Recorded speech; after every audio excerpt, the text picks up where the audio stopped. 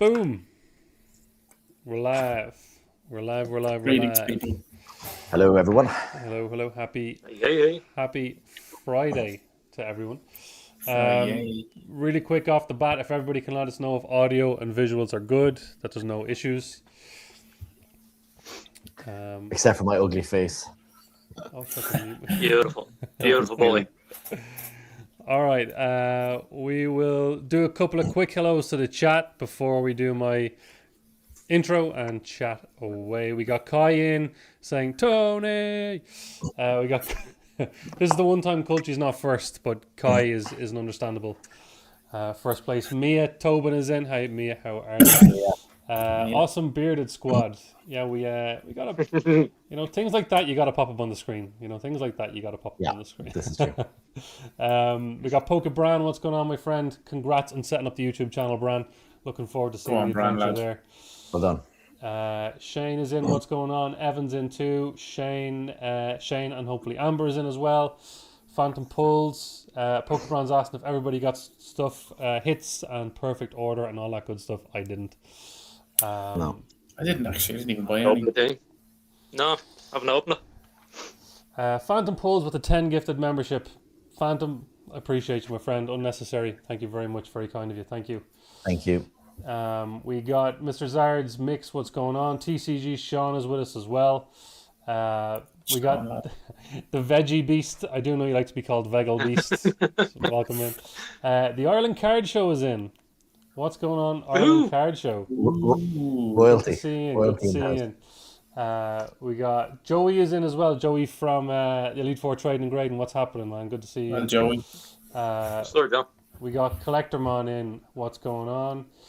We got Amy Roach. Let's see. Quick question. I will take a quick question straight away from Amy Roach. What's Amy got to say? Hoping to go to the one in Waterford. Do they do cards for like €1 or do I need to bring lots of money? From 50 cent all the way to the top. Whatever your budget is, you're usually good to go, Amy. Whatever your budget is. That's the card shows are best places for that. So yeah. You're good there. Like you can go to a card show with 20 quid and come out with just like 8 or 9 lovely cards. So Exactly. Who else we got? We got Carla, the mod is in. Good to see you. Jack is in. Gary is in. Yes, Gary, you did win the free packs to the box break tomorrow night. Box break tomorrow night. It's sold out, but come and join and watch anyway. We'll have a laugh. Nice. 32 people in, and I haven't even introduced our guest yet. All right, guys, we will work away as always. I'll try my best to take questions during, but we will give you guys dedicated time at the end as we want to pay as much attention to our guest as always. Guys, happy Friday. Happy episode 20. It's the 20th anniversary. 20 episodes of Beyond the Podcast, or Beyond the Packs podcast. So we welcome you all in. I'm joined by my beautiful hosts, Ron of Ron Collects and Jimmy of Kellyog's Cards. Thank you for joining in, fellas. Appreciate you guys as always. And our wonderful guest, man of the hour, who I did try to get from like episode 2. we thought we'd build him up for an anniversary set, such as the 20th episode. Guys, we have Tony from PokeBundles Ireland, business owner, family business, vendor, social media, everything else you can think of. Top tier in the Pokemon space. Don't be humble now in a second, Tony. Like, don't say that. This is what it is. We've the man of the hour, Tony PokeBundles. Thank you very much for joining us, Tony. How are you? Great. It's great to hear. My big head is getting even bigger here. Filled up. I've already got a big head, so yeah. Thank you guys. No, it's like we've been planning this, Dean, for like months, and I know you reached out. I think was it December, and I was just so burnt out from everything, and I just said, Dean, listen, I am going to come on this. But I will be the crankiest guest. I will bitch for hours. So yeah, I'm in a much better frame of mind now. So his literal words were, "I will be a bad guest." No. You have to catch them on a high from Dublin. That's what that is. Yeah, exactly. Yeah. No, it's been good. No, listen, Tony, we're very excited to have you in. I know once I put the put the bit of a promo out there. There was a lot of great reaction. A lot of people are excited to have you in. So genuinely, thank you for coming on. I'm sure we're going to have a My pleasure. good laugh, a good chat, and we'll get to know all about PokeBundles from start to finish. First of all, were you vending at the weekend, or are you vending this weekend? Oh God, that's a tough question. 1 second. Where was I? We were in Limerick last. I don't know. The weeks are kind of beginning to just blend in together. We were in Limerick. Where were we? Dublin Card Show, Dublin Comic Con. Following weekend, we were in Limerick. Limerick again this weekend, and we've also got Cork this weekend as well. So it's been a bit mental. Limerick and Cork, the two, Marina Market and Wickham Way. So Wickham Way tomorrow and Marina Market on Sunday. Wow, busy. Well, Yeah. Jesus. So glad you joined us. Appreciate it on a Friday night. Yeah. I will shout out Anna, who's furiously pricing cards in the other room. So while I chat to the boys. Yeah. Are you? Fair play, Anna. Are you doing for April? You're doing the Ireland Card Show and Crystal. Are you doing both? I would love to do Crystal. I can't because we have relations coming from the UK, and I don't want to drag them to Waterford to look at a piece of cardboard on there. That's what they think of it. So we're doing the. Can't wait for the Ireland Card Show. That's going to be amazing. Then we have the Cork Card Show the following Saturday, and then we have a break, which is Crystal, and then we're back in the Marina the following weekend again. So I think Crystal Card Show was one of my favorite shows to be at the event. It was fantastic, so I'm missing that, so I'm sad. Yeah, it was brilliant. Yeah, I'm missing it too. It was a blast. The Crystal Lance through on a great day. So yeah, I'm sad to be missing it too. But hopefully they do two this year. I don't think he said it. I don't think Dylan said it on the podcast, but They need to do two. I think he hinted or like didn't officially say. I can't remember, but hopefully we get Crystal later on in the year. That'd be a blast. Collectormon's in there anyway, so he's part of that. So yeah, if he's listening, get on it. Collectormon, remind me. So Tony, you're with us on a Friday night, whilst Anna is pricing all of the cards for your table over the weekend. Yes. Beautiful. Crashing card markets. I have the life of Riley, guys. Just like price more cards. Yeah, just get my water here. No, like I've been very vocal about like I'm the person that's on the socials and doing all the heavy lifting and in front of the camera, but like behind the scenes, man, she's a workhorse. Like she's nonstop, like doing things like so. Yeah, she probably works more than I do, to be honest with you. So All credit. Absolutely. Yeah, sure. Anyway, Anna, I said that now. Was that okay? Yes. Yeah, sorry. That's it. Yeah. We can see the script and the reflection. You can take it from behind the camera now. You're good. I am being treated comfortably in my own home. Just have the scissors on the base heads art as we speak. Yeah. She's like with the scissors. She's like my Sylvian is like. No. Oh dear. Sorry, you're one, Ron. You're one. Yeah, Ron Sylvian. Right, let's try some structure in the podcast if you don't mind. Why not? Let's go back to the start. Tony, do you want to just give us a brief post or pre PokeBundles? Tell us what you want to tell us. Give us the idea of Tony before PokeBundles. Right. The boring one is I had 19 years in corporate, which I kind of give up. I know, right? I've been gaming since I was probably 6. So that's Jane. We were talking about the Atari 2600 was my first console, and just fell into the ZX Spectrum, the Nintendo. I've been a gamer all my life, and then in the mid 90s, my brother bought home these Star Trek cards, which were actual games. So it was the second ever game behind Magic the Gathering, and I just got absolutely like I loved it. We were all playing it in our neighborhood. I was forcing kids to come and play this game with me, and all the way through then up to 1999, I was playing on my Game Boy, and then Pokemon came out when I was in 4th year in UL. So like how I passed my exams, I'll never know, but I can always remember these kind of turning points in gaming that just something completely changes what I think a game should be. And I lost my life to Pokemon. I absolutely adored it. Like, so for me, Pokemon is far more about the video games than it is the cards. That's what I won't say grew up on, but in my 20s, that's what I played. So because I was playing the Star Trek card game and the Pokemon video game when the Pokemon cards came out, I was like, oh, this is kind of cool. These are card versions of the Pokemon that I love playing. So I always kind of dabbled in it, and I bought packs of cards. But a lot of people in Pokemon, they might have started when they were like, when they were a kid or in their teens, where I was finishing college. So I went to Chicago on my J1, and I was able to buy like Team Rocket and base set from my local Walgreens, just opening packs. I had a staff discount as well, so I was opening packs there. And interesting story, I was actually offered a first edition Charizard for $120. Now it was damaged, and I was like, I'm not paying €120 for a card. So that was one of many mistakes. And I always played the games, and I always played the card games that weren't Pokemon. So what kind of happened then was in 2020 when lockdown started,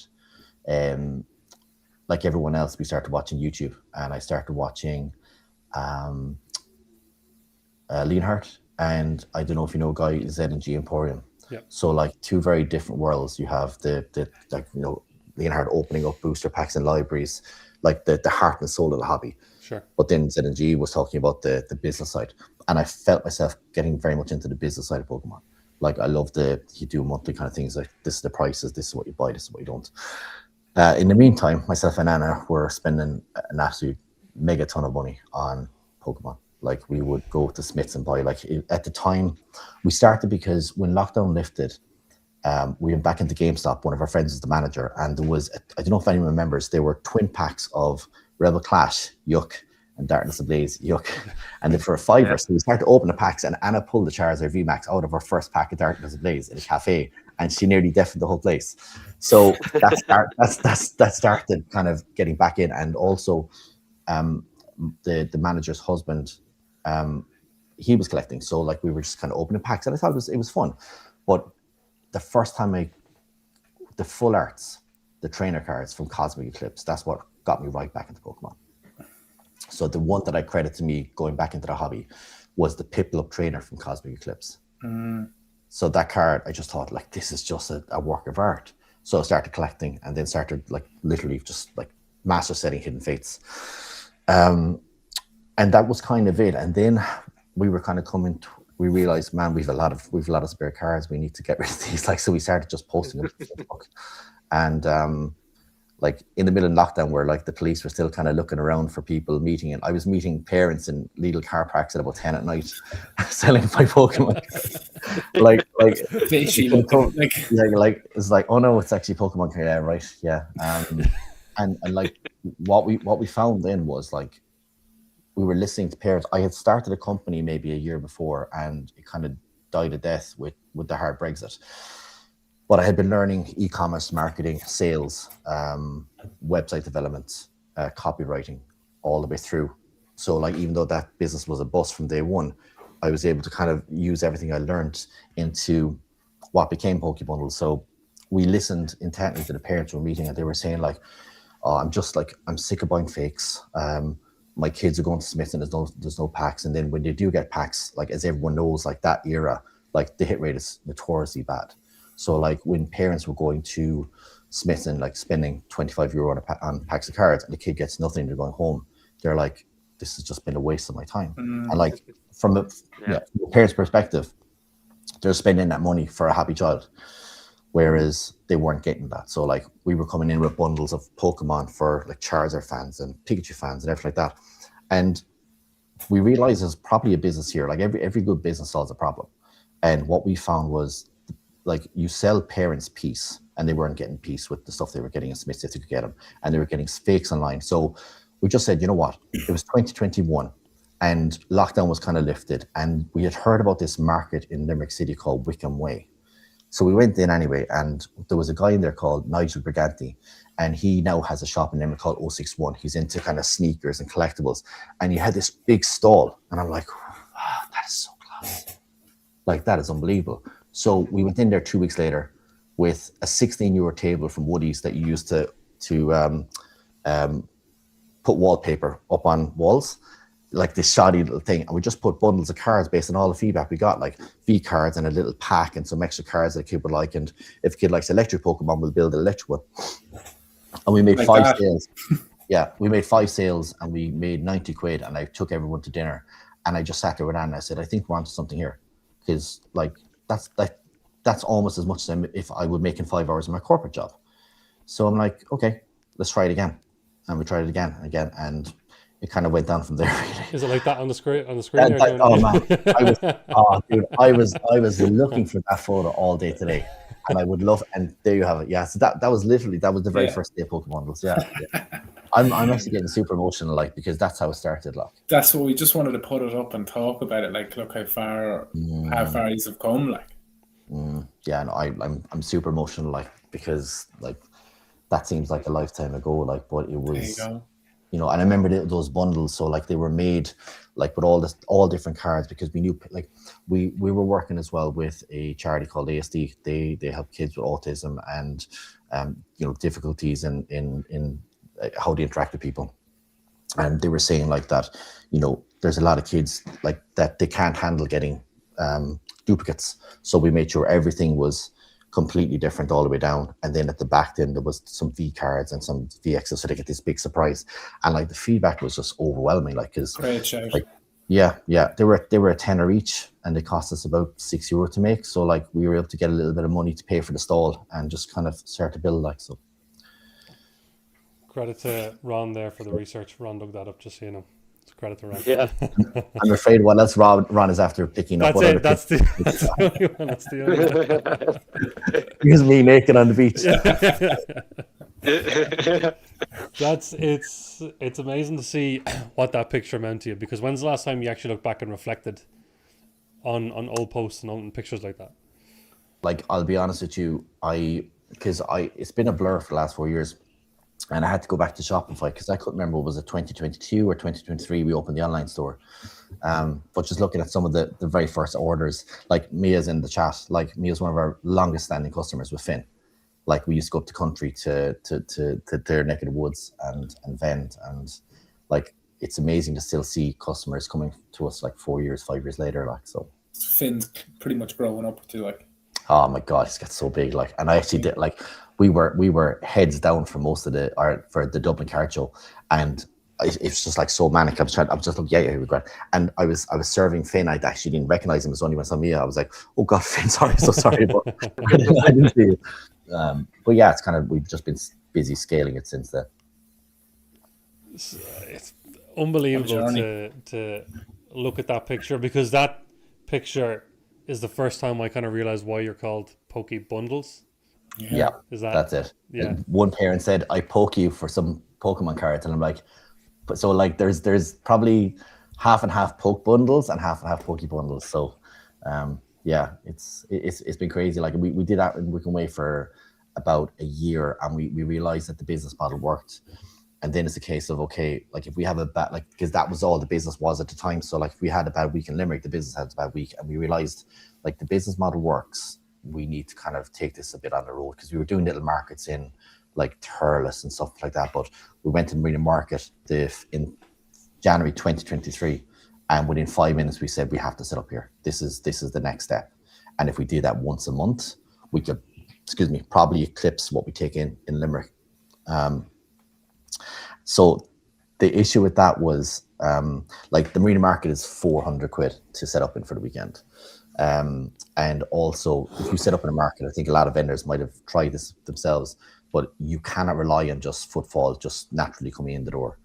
Like, so we were paying a company, we were paying a company called Ye Cork to do articles at about €550 pop. So before we had our first Marina Market, we were 1,300 in the hole. So like, you hear people saying, oh yeah, you should sell them at car market prices, but when you have that much of an overhead, you really can't. The problem with all that is we'll never know how much impact that is, because one of the producers of the Ray Foley show picked up that article and said, listen, this sounds really great. Do you want to come on the Ray Foley show? And I'm like, I'm nervous. I'm nervous now, so you can imagine being on Ray Foley. and I couldn't get through, and they were trying to ring me, and I was panicking, but I got through anyway. And through the course of the conversation, I think it was maybe built up into something that it wasn't. I think there was people coming from Dublin and fucking Belfast and everything coming down to see us, and like, you know, that Willy Wonka experience. In the back of my head, in retrospect, we easily gone that way. Just some guy with Pokemon cards. But we had set up the Friday. Friday, Saturday, and Sunday. We set up the Friday for parents who maybe had kids who just needed a little bit more quiet. They might be on the spectrum. They might just need that little bit of extra. So we opened up Friday, and that was fine. And then Saturday, we got crushed. Like, there was a 2-hour wait to see us in the marina, and like parents were like, and I was by myself as well. Like, what, this was like 2022 or 21? 23. Yeah. 23. Yeah. And we got, and then I came back to Limerick on Saturday, and we had pretty much sold out, and I had to do it all again. And I was up till 3 a.m. with Anna. Like, we were legitimately thinking about baking Pokemon themed cupcakes to bring down because I had nothing to sell. I was cleared out. Like, we were scoured for everything. But we got through Sunday, but we also recognized that there's definitely something there as well. So we took we still are at the marina, and yeah. So it's like I've got way off point, but like, it's so nostalgic to go back and look at all the old orders and the old pictures and stuff like that. So I appreciate that, Ron. You have to, like, it was enjoyable to even just to see it from then to what like, I'm looking at you at the Dublin card show. I'm like, geez, wow. Yeah. The queue out the door. Yeah. Unreal. We were blocking the ladies' toilets at one stage, so they had to ask us to move the stuff. That was a strategy to get them in the queue. Yeah, 100%. Yeah, exactly. Yeah, they have to go to too much to the toilet. Yeah, sorry, just price of the admission to the toilet. And you know what? It's.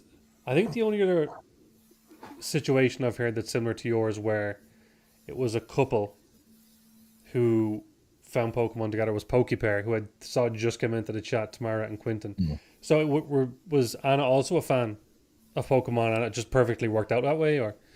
Yeah, it was. Well, like, we were together 20 years, and she's just as big a nerd as I am.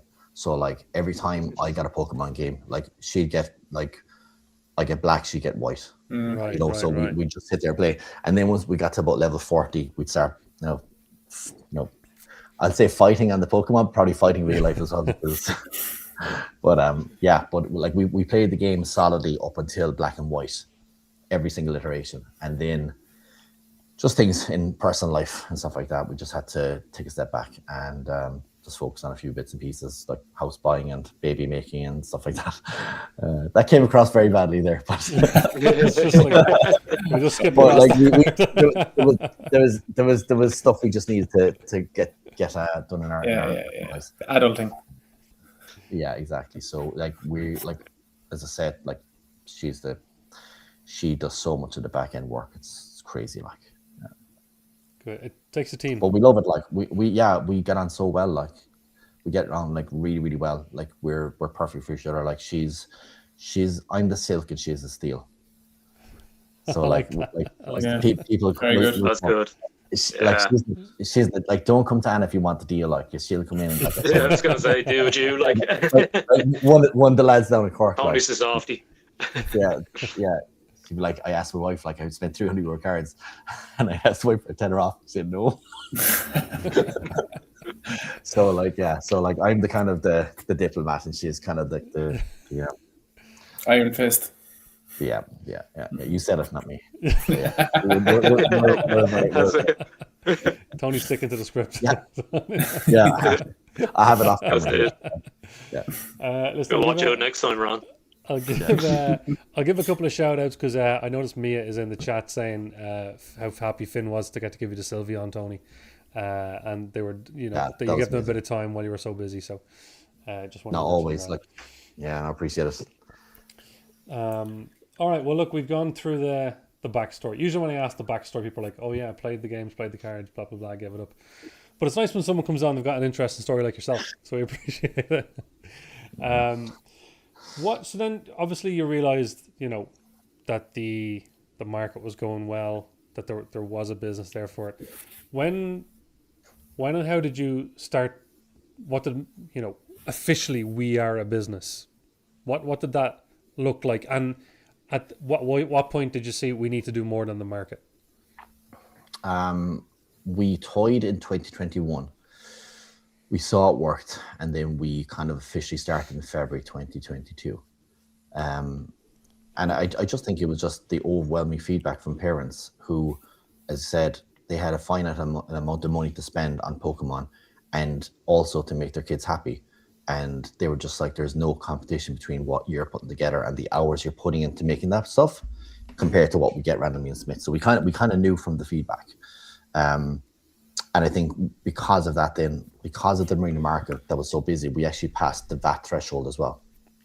So that changed a lot of what we could do, because we had never really intended to sell packs of cards and sell ETBs. What we wanted from primary distribution was packs so that we could add value to the bundles as well. So like the plan was never to be in the direction we've gone, which is almost a 180 from where we were, like to be like into so many different brands of Pokemon. But it was definitely that day at the marina market that started the thought process that there's something there. And what did you decide on first? An online store, or socials? When did all that come along? Or vending at card shows even? What was the next steps after the market like? Yeah, socials wasn't even a thing for me. Like I was barely on Facebook, and that was just to kind of promote the markets and just advertise the trips we were making. Sure. But what we found was, like, the markets themselves as a business model didn't make a lot of money for us, which might sound crazy, but like when I say you're buying in at a high price at like 70, 80 euro per 1,000 euro cards, and you were buying in, like we were buying in V cards for like 170 each, V maxes for 340. So we realized that, I'm gonna have to go off track here now, small, but I apologize. You're good.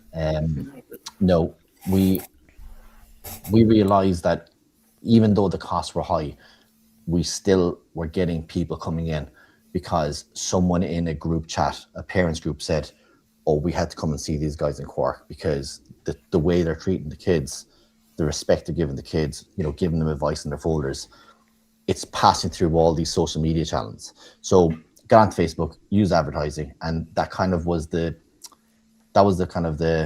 base for the business. Just really target hard on Facebook, parents whose kids like Pokemon, and then bring them to the markets. Even though we didn't make a whole lot of money, it allowed us to show people what we were about, which is we're very kid friendly. We give kids great advice. We give them our time and our effort. Even if they come in with a big folder full of fake cards, I will bow and I will just tell them this is so cool, whatever. And they go away with a lot of love for Pokemon. And that, one of the reasons we set up this business is we read a Reddit comment that it was so hard to get Pokemon at that time because there's a lot of adult collectors buying stuff, that there won't be a generation of Pokemon fans in 25 years to look back at the hobby. So because of all these people just kind of hearing so many good things about us and continuing to come into the stall, it was just great. So in terms of next steps, it was really Cork was the big one for us. The online store was built, and then we were doing markets in Waterford and in Galway, but I didn't feel we were getting the footfall to them than we were getting in Cork, so we let those go. And then the big one then was the Dublin Card Show. So I think we were going back, and I think Enzo was talking about it. And in your last stream, he was saying that it took a lot of convincing for me to go to the Dublin Card Show. And it was never about Enzo or Jason's ability. I thought they would actually knock it out of the park just based on everything I'd seen about them. My concern was, as a company, our business model was all about buying in high and selling high. So that's what we were doing. And I was very nervous coming into a card show. I'd never been to a card show. I'd never done a card show. I didn't know the lay of the land. I knew our sealed product would be very well priced, but I knew we'd be high in singles, and we had passed the VAT threshold as well. So I knew we're going in, number one, buying high, which means we have to sell high, and we also had VAT concerns. So we got a lot of flack for our pricing of singles. So that was, in terms of building the business, it was the toughest day. I got to meet Ron for the first time. That was good. Yeah. But in terms of building the business, I think we had a decision to make. We cannot go to these shows while the business model is at a buy high, sell high. We were like buying like off kind of like eBay prices rather than card market prices. So something had to give.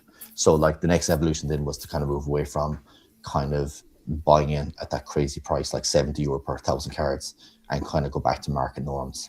And that's kind of where we've been ever since. Like we're very quick to adhere to card market.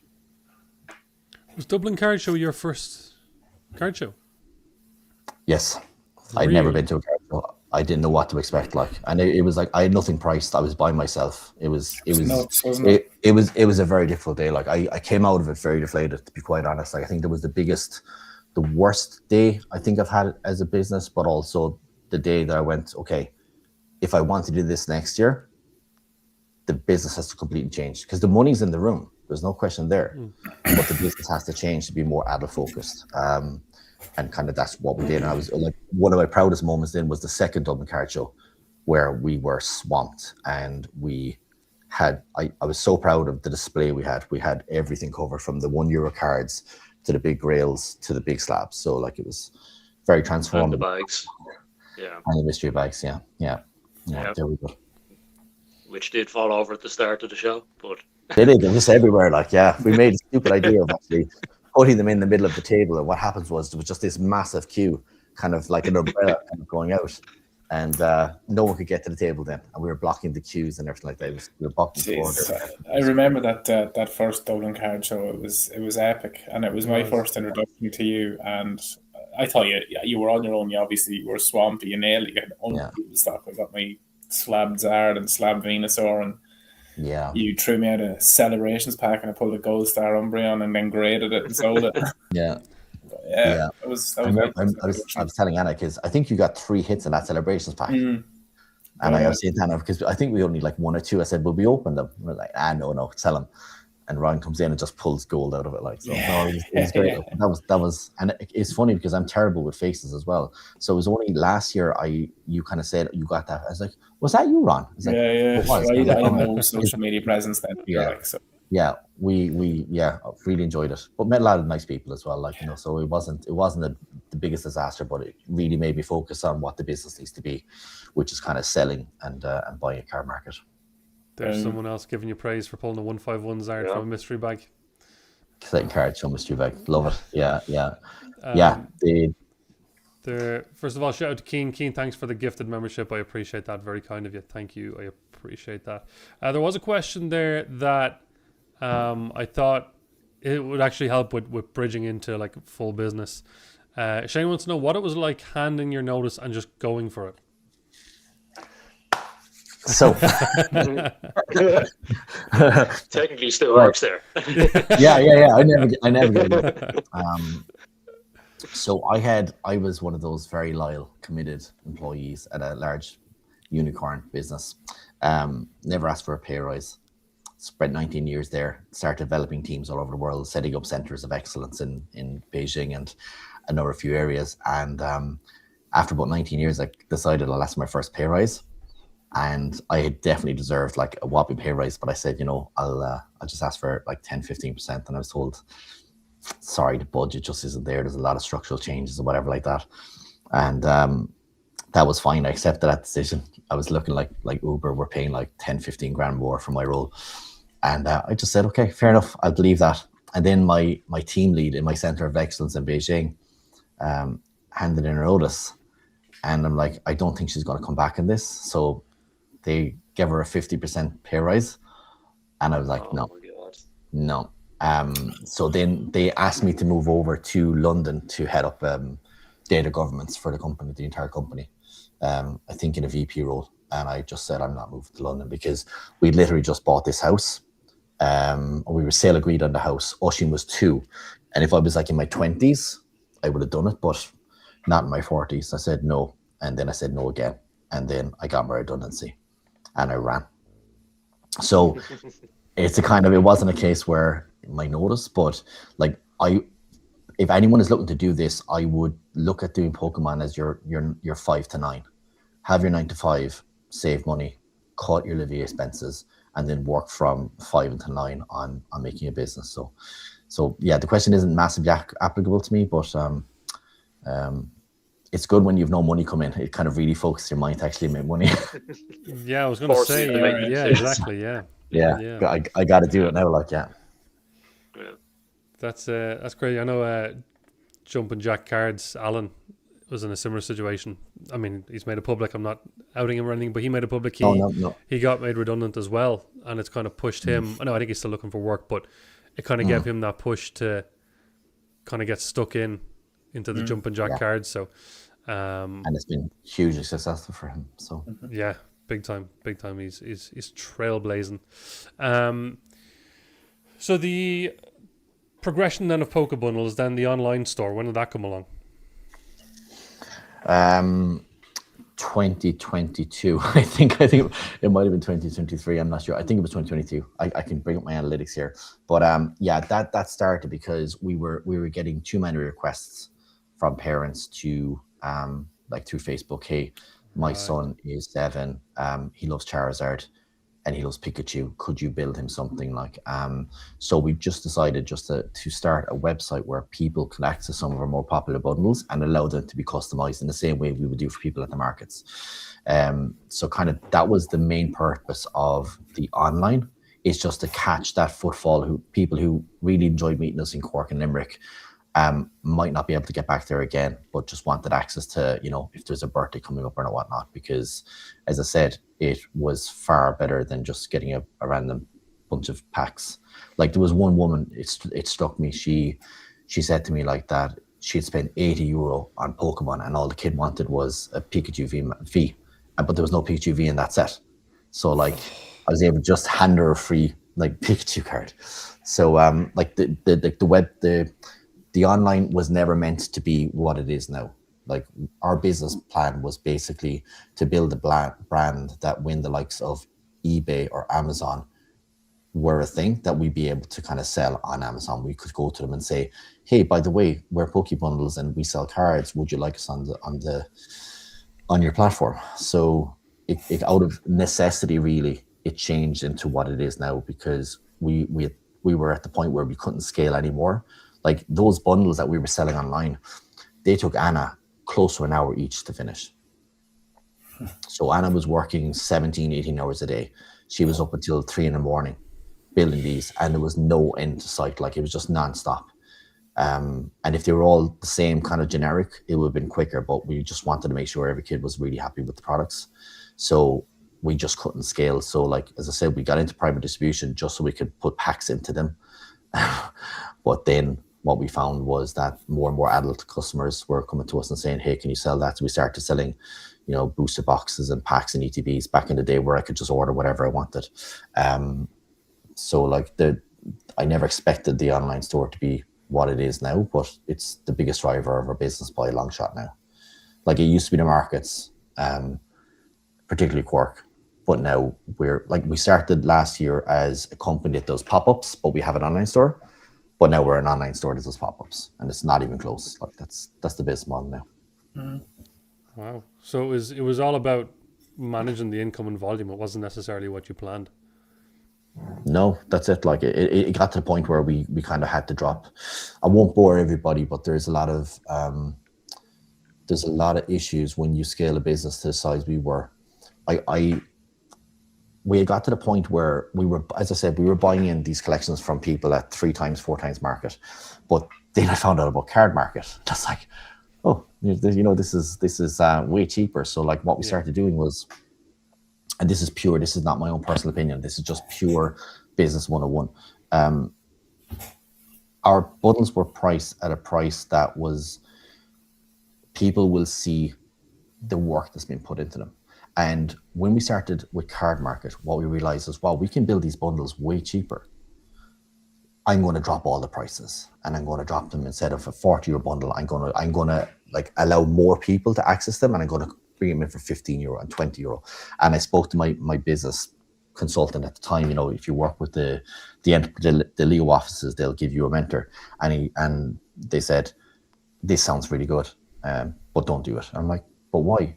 It's like, you never lower your price. Don't lower your prices, because it will bring in a band of customer that will be far more price sensitive, that they need to get their money's worth for all the cards that they're getting, and they become a little bit more kind of price sensitive. And I said, I don't really care. I'll handle that. I just want more people to enjoy what we make. So we dropped the prices, and we just started getting chargebacks, and we started getting 1-star reviews. And it's like someone saying, there was a card that was consistently selling for €7, and because it sold once on eBay for €1, they were valuing at €1, and then they were devaluing the whole bundle. So it just got, and then I met him then again in January of the following year, and I was like, you're 100% right. So what we did was we increased all the prices, but we started adding booster packs in as well, just to accommodate make sure that the value was there as well. Change, yeah. Jeez, that's crazy. Yeah. It is, yeah. Like it came out of just like, I just wanted as many kids to get access to these as possible, but like it nearly at the same time, like there's only a certain amount of chargebacks you can get. And I remember waking up one morning, and it was 11 chargebacks. Just for, and it was all at that lower entry point. And that's exactly what he said would happen. He said, you lower the prices and that's going to happen. So I didn't want to, but we had to put our prices back up to reflect, because at that price point, people will far more appreciate the 1 hour that you've put into actually like sitting at a desk for 18 hours, like making sure that every single card that kid is going to enjoy, and it's not just going to be a bunch of energy cards and trainer cards and dumped into a tin. Like, so we learned a lesson there, but like if you study business, like one of the things they say is if you increase your prices, a lot of problems just start to disappear. Like, so that's what we kind of did. That might sound a bit heartless, but like it's like literally some of the most common sense business in retrospect now. Jeez, yeah. That's wild. I never would have thought in that way at all. No, I wouldn't either. Like I was just coming in going, let's just give everybody what they want, and let's just work hard. And it was tough because I was wrong. So that's wild. And where I work, I see chargebacks, and the business never wins. The business never wins, regardless of what's given or what's proven or what's, the business never wins. Even if it, seems like it's a scam of some sort, they're so harsh. So that sounds painful. We never got anything less than like a 4-star review on any of our bigger bundles. So yeah, it is what it is. Lesson learned. That's crazy. The joys of business. Sometimes you try your best to please everybody, and I'm a big people pleaser. But there has to be limits as well, unfortunately. Of course. Yeah, no, I feel like I would have been the same. I feel like I would have been. How is lowering prices not a good idea? I would have been the same. I would have been the same. But I was too stubborn, and I was too. He was saying like, please don't do this. You will regret it. And I'm like, I don't care. I just. But now we're in the position. We went to the Dublin Card Show. We gave away €800 worth of free product to kids. Here's a slab. Here's a Charizard slab. It's your birthday. Here's a free 4 packs of cards. So we're able to do that now. And it's very much appreciated. So. That's very good. Very important piece that I've just learned, and I'm writing that down. By the way, for my next box break, all prices are going up by 50%. Pricing is a very sensitive issue, and I understand why it is that. But and I know there's a lot of business in the room as well, and maybe some will agree and some will disagree. But you have to know your customer. You need, for example, if I said PokeDubs, what do people associate PokeDubs with? The high-end stuff, So you need to know your customer, and you need to make sure that you can't please everybody. You can't please everybody in Pokemon, so you just have to pick your customers and deliver to them.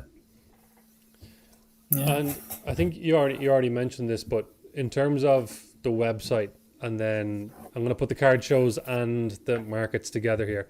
Is the website way ahead in terms of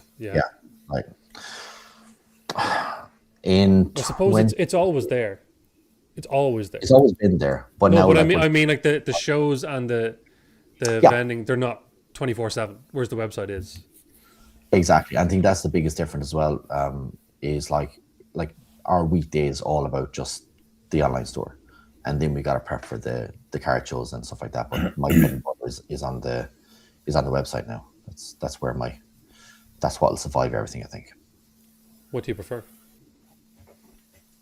Pop-ups.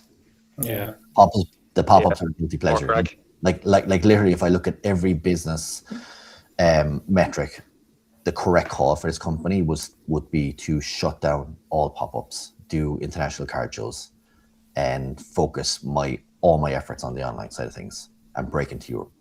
But I just love meeting people, and I love just being able to, for some kid to come up and I just give them a free pack and I look at their folder and stuff like that. I don't think I'll ever get away from it. So it's almost like the pop-ups are a guilty pleasure for us. So I love it. I absolutely I adore meeting people, and like we've built such a community in Limerick and Cork now where people come in, and like it's so funny. Like I have got, especially in Cork, like where there'll be some lad who come in like and he's into like jiu-jitsu and MMA, and he meets a guy inside there and he's into video games, and they just bond over Pokemon, and then they're in WhatsApp groups together, and then they're buying like sealed displays of like elite ETBs from PC centers. Like people are just coming together and just meeting each other in the halls. So I adore it. I really do. And I like just meeting the kids and just giving stuff free to them is the greatest. It's the greatest pleasure that we have as a company. So Very good. Yeah, I can imagine. I mean, I prefer buying at shows and buying online because I just love the atmosphere and the interaction. Yeah, it's great. Yeah, you can't beat it. Especially, I know I'm probably biased, but I don't know, there's something about the Irish Pokemon community. Like any card show I go to, it's just the second you get in the door, you could just start having a chat, and you could spend the whole day chatting and not even go around the tables. Yeah, Like it's, Easily. you know what I mean? And that's something I dreadfully miss because I don't get a chance to really do it.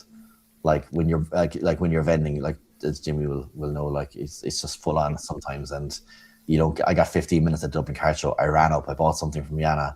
I came back down. I took Oisín to buy some soccer stickers, and that was pretty much it for me. Like so. Back to it then. Yeah.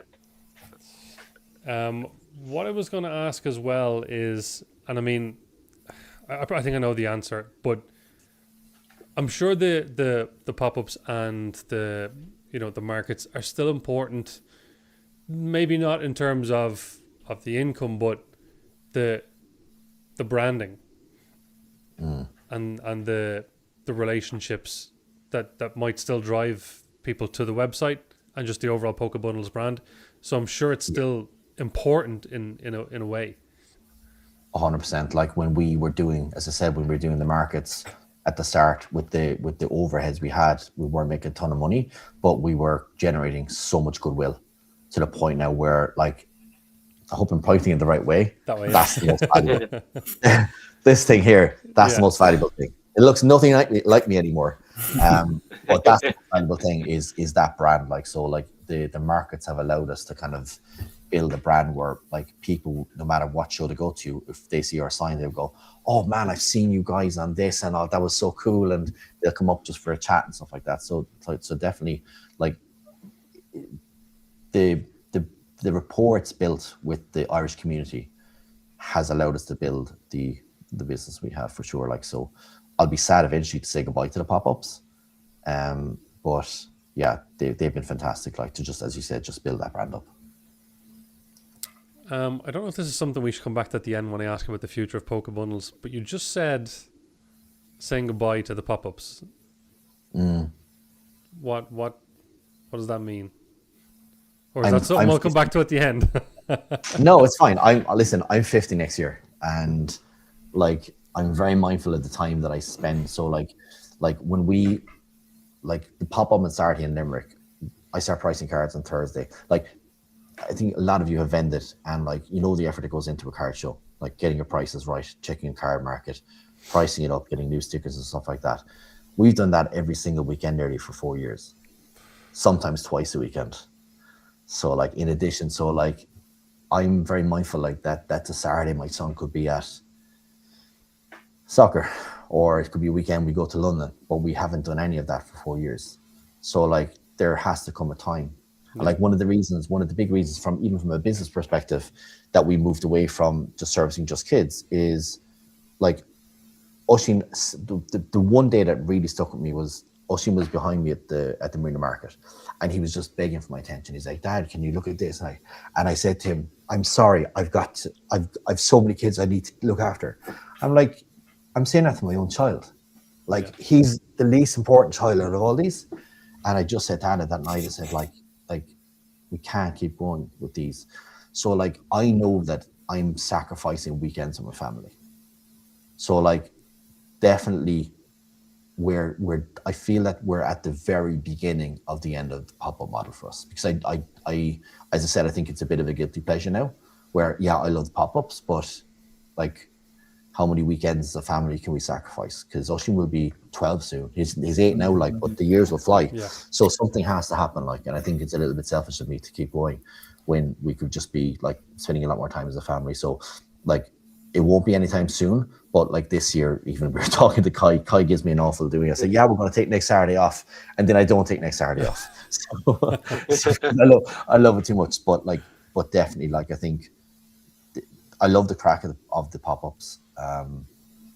But I don't think that's reason. You have to live as well. You do. Yeah, I can appreciate that. So, that's why I left yeah, my last job so, to have the weekends. Yeah. Totally get it. Totally get it. Like I've had probably 5 days off last year. I don't like, cause I love the work too much. It doesn't bother me. But, like, when you're running the online from Monday to Friday and then you do markets on Saturday, you don't have time to do anything. Yeah. Yeah. So it is. We're working towards the eventuality as a business that we will do far less pop-ups this year, and then maybe, like, for my 50th birthday. Congratulations. Throw a big party. Yeah. Yeah, just give away loads of stuff. Yeah. No, that makes sense. Yeah, I mean, I can't imagine yet what it's like to, have kids on the weekend and be trying to. Yeah, you're only starting. Working exactly. Yeah, I'm close. A couple of months out, but Ron, obviously, who I'm chatting with nearly every day. 100% get it. 100% get it. Yeah. It's only fair that you get to have that time with your family. 100%. And my dad is 89 this year, and he's, like, strong as an ox. But, like, I'm mindful of the time I get to spend. 100%. I can't go. Yeah. So yeah. Yeah. I see Kai in the chat. Yeah, Kai, we're going to take a weekend off or 2 months off. Still waiting. Yeah. I've all these notions, and then I'm like, oh, I like going into Limerick. It's just it's so close, and we can go in and just. I'd miss everybody. Like, I'd miss the guy. Kai knows. Nearly FOMO, nearly. Yeah, we have so much fun in Limerick, like, and Cork. It's just. You might not even, might not even do it, like, give it up 100%. I'm sure there's going to be the odd month where you're like, you know what, we'll. Oh yeah, I'll be 80. I'll be doing it. Like. Do the card shows fall into that category for you? Do you think?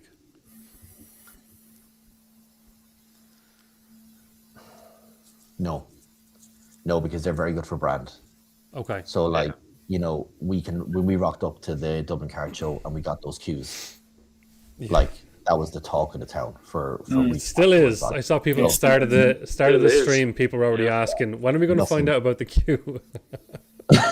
That was crazy. Yeah, because I know Enzo touched on it last week. The queue was funny. It was so, like, as I said at the start, like, the mystery bags are a big driver, because we have built that brand up so much that I could stick that label on a tin of beans and people would buy it, because they know they're going to get like a good value for their money, and then they have a chance of something even bigger.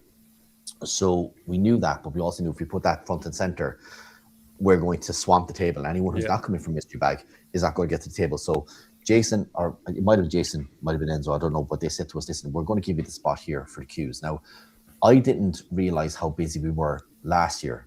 I knew we were very busy. People said to me, you're really busy, but I never was able to get a sense of it. So he said, I'm going to give you this side for any queue. I'm like, oh, that's good in the eventuality. And what we also did, we put the mystery products to the side, that side where the queue formed. So if there was going to be a bunching, it would be here. And anyone that wanted cards, you have the tables. But a few of our customers from Limerick and Cork, they, like, especially in Cork, they know the queues are expected. Same with Olive, like, when Olive has her pop-ups, like, the queues are out the door. It's great. So some people knew, and the line formed, and it just stayed till 4 o'clock. Like, yeah. So the just fell in line. Yeah. So your OGs kind of set the standard. They kind of did. Now, most of my customers, they kind of gave me a wave, and they were just showing me a sign. I'm not doing it, but like, yeah, there were so many great vendors at the show. Like, you know, there's like, I almost felt guilty that they were coming to see me, like, because like, how many vendors do you have at that show? And there's so many great like tastes of different like things around the room, like that you didn't have to come to us. Like, Yeah, it was great. It was a fantastic show. So you said that the card show is great for branding. Is that just because it gets more eyes? You're talking about more exposure from different locations and stuff coming in. Yeah, I mean, like a lot of our customers from our online store in particular came up to see us because they'd like, you know, people who'd be ordering 7, 8, 9 times a year off us, but never got to meet us. So like, there was definitely that element of coming. Sure. And also, whether I like it or not, like the TikTok and YouTube and the Instagram. I was going to say social media. Yeah, you get recognized. Just to take a picture or just sign a card or something like that. That's really important. Like, and that's one thing. But like it's hard to stand out when there's so many great vendors in a room. So the way you stand out is you brand heavily. Like you brand to the point where people see your sign and they will come to see you. And it's nothing to do with what we sell, even though like our spread at the card show I felt was exceptional.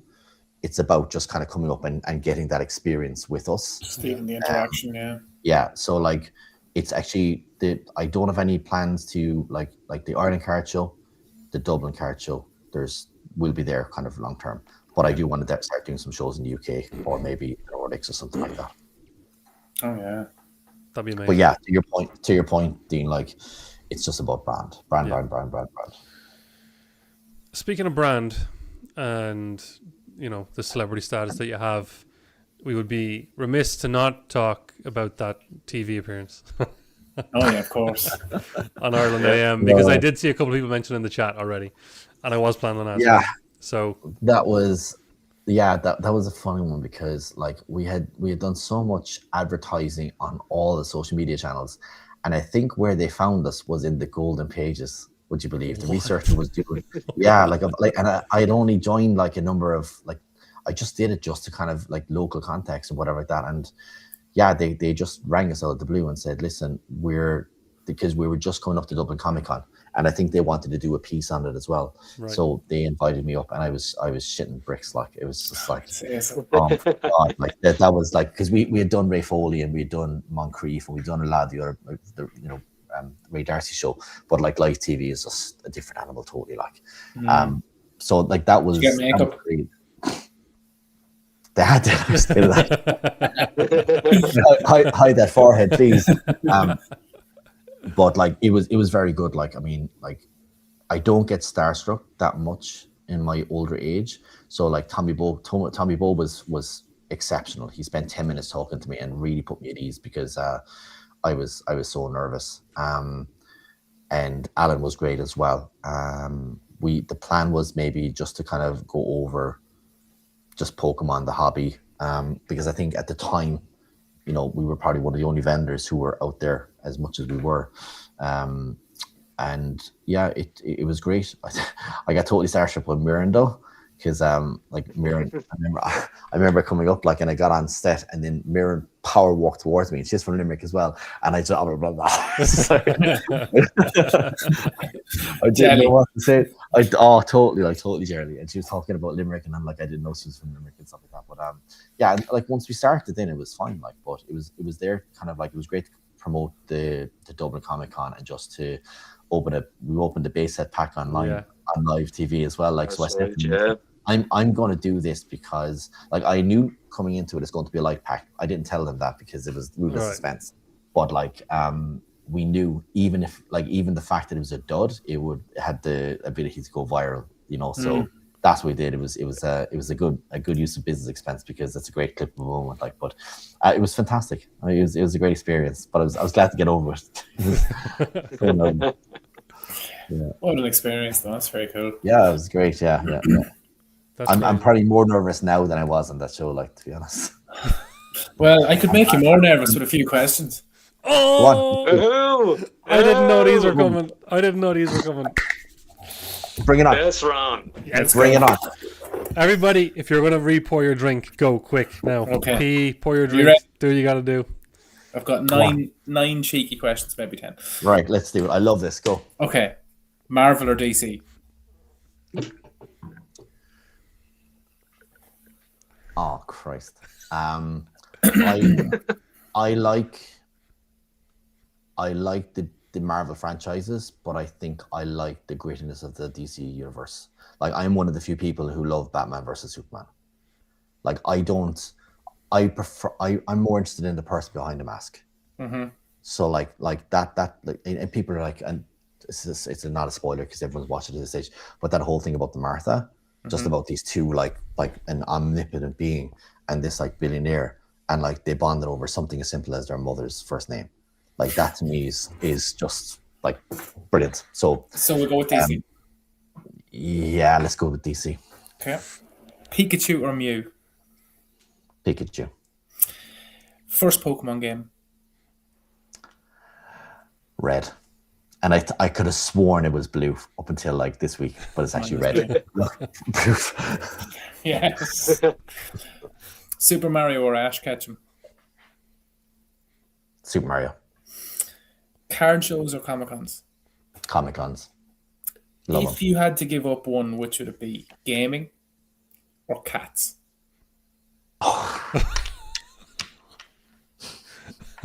Gaming. Favorite console? SNES. Great choice. Favorite evolution? Sylveon. And the last one. Go on. No, I'll let you answer this. I'll ask this and then I'll go back to it. Okay. Best trilogy: Star Wars or Lord of the Rings? Lord of the Rings. Not even close. Fair Not enough. even close. And I love Star Wars, don't get me wrong, but no, Lord of the Rings. Like, I wouldn't sit for 13 hours watching Lord of the Rings or Star Wars, but I have multiple times watching Lord of the Rings. So. Fair. But one of our customers came into Limerick and she's so funny. Eileen's her name. And she came in and she said, we were just talking about the favorite evolutions. And she said, no, Eevee, the rest of them are just tryhards.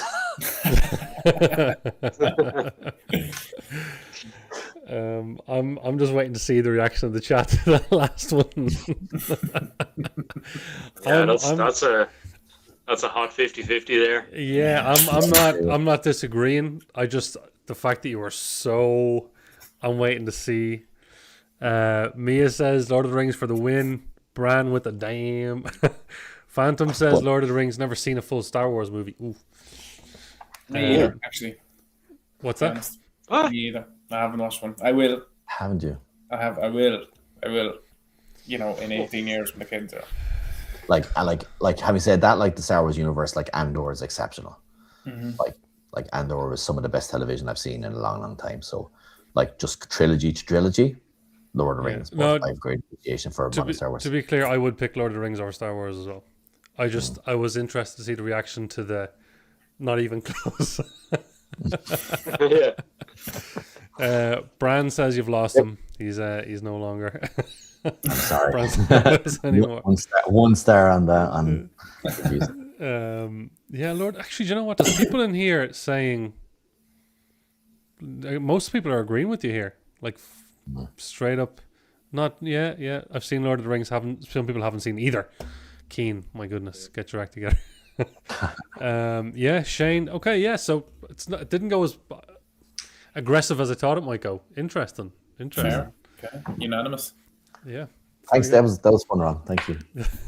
Yeah, that was good. I love these. Bit easy as well, though. To be fair, like, you know, I didn't go to bed. Yeah, I know you could have. I couldn't get a contact with Anna. I was trying to find how am I going to get to Anna without getting to Tony. Yeah, Maybe the next. She would help you as well.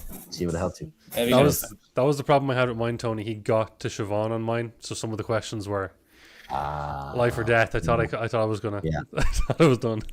I could have been just walking right away from the podcast if I got dirt on me. Next time. If I had known, I could have thrown in one or two WE questions. Yeah, Still good. Cool. Yeah, I'm happy to Still talk good. to Yeah. WE questions. Roman Reigns, Cody Rhodes, thoughts? Roman Reigns, easy. Roman Reigns is the reason I got back into wrestling. I'd taken a hiatus. I went to You're cutting them deep here. I'm sorry, dude. I was mad into wrestling up until we went to WrestleMania 24, and that was my swan song.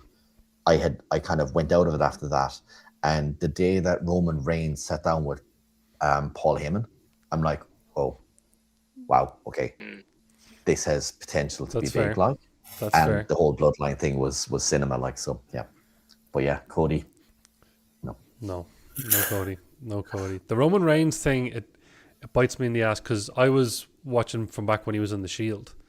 And Yeah. I remember turning around to Andrew one day and I was like, there's something about, and he doesn't let me live this down, there's something about that Roman Reigns guy. He's going to be top dog. He's going to be champion. He's going to be... And now I can't stand him. And I'm like, why did I call it? I jinxed it on myself. I can't you stand him. did. I can't stand All him. his success is because of you. Yeah, probably is. I can't. And I'm gonna, because I don't know how many WWE fans are in the chat. You can't name a big. You can't name a big moment. Me? Anyone's a Roman Reigns fan. So watch this, right? So A big Roman Reigns fan moment. yeah, I talk about like Seth Rollins and Reigns Randy against Orton. the Undertaker. Yeah, that's a poor moment, right? I love Randy Orton, Seth Rollins for me are CM Punk. They're mine, right? But they all have huge historic moments, like cashing in at WrestleMania against Lesnar and Reigns. Randy Orton set the Undertaker's casket on fire. CM Punk with all the pipe bombs. What's Reigns' one or two big moments?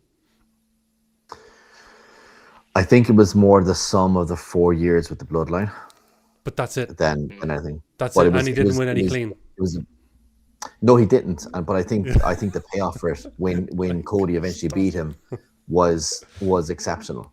That to me, like, it was kind of a build up. It was more of an arc, like a series, like up to the grand finale. Like, but when Cody beat him, Christ, that was amazing. Yeah, the whole Undertaker and Rock and everything. But yeah. Sorry, I just took the moment to tell everybody I don't like Roman Reigns. I wouldn't be a big wrestling fan anymore. Obviously, I was back in Attitude Era and all that, of course. But I suppose for me, I thought I don't know which WrestleMania it was, but his entrance with the piano and all. I don't know if it was 2 or 3 years ago. That was epic for me, and I know that's nothing to do with him, but I thought that entrance was sick. He does have like he's an epic, like the big aura. He's a big epic character, and his music is sensational. But that's it. That's all I give him. You want to start coming at there, Dean? I'm done. I won't. I got my piece in. This is about Tony, not about my hatred for Roman Reigns. That's all good. That question was more for you, wasn't it? Yeah, it just was me taking my chance. just no, we'll talk wrestling. Tomorrow's like 10 reasons I hate Roman Reigns. Just ask the question and goes, in my personal yeah. Just as well I don't ask the question, because I'll be like, I question number one, Tony, Roman Reigns or Cody Rhodes. Now Roman Reigns, and I would just answer the question without giving you the opportunity. Tony, do you like history? What do you think of the Roman Empire? Well, I think Roman Reigns, I hate him. We'll take a quick question on WE. Best WE entrance. That's Edge. Oh, Triple H with Motorhead playing it. That's great too. What about the Undertaker with Limp Bizkit? Oh, that's great too. Very, very surprised it wasn't 4 people saying Stone Cold. Very surprised. Well, obviously Stone Cold as well, but very surprised. But that was always kind of solid. But that one big entrance with Limp Bizkit and Undertaker. Edge is underrated. When Edge came back at the Rumble, were you watching when Edge came back at? Yeah, that was phenomenal, because like You can't beat the Brood either. No. I love them. Go on. No, go ahead. I loved Chris Jericho Y2J one.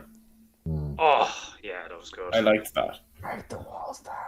Yeah, that was class. Top tier. The countdown, like Top tier. was class. I think like Edge is definitely up in the top 3 ever entrance themes. Yes. Yeah, it was good. Yeah. That's in the gym playlist. Like, Cracking. That's a song you can properly listen to, and like there's entrances where I'd put it on Spotify just to hear like the first 10-second pop, and I'm like, I don't listen to the rest. But Edge's song you could actually listen to the full thing. Yeah. The whole lot. Alter Bridge. Yeah. Yeah. Good show. Good question, Keen. Appreciate that. Thanks, Keen. I got that Rude Van Nistelrooy. I just said to Keen as well. I got that Rude Van Nistelrooy auto card from him there. It arrived. So thank you. Nice. Ruud van Nistelrooy auto card.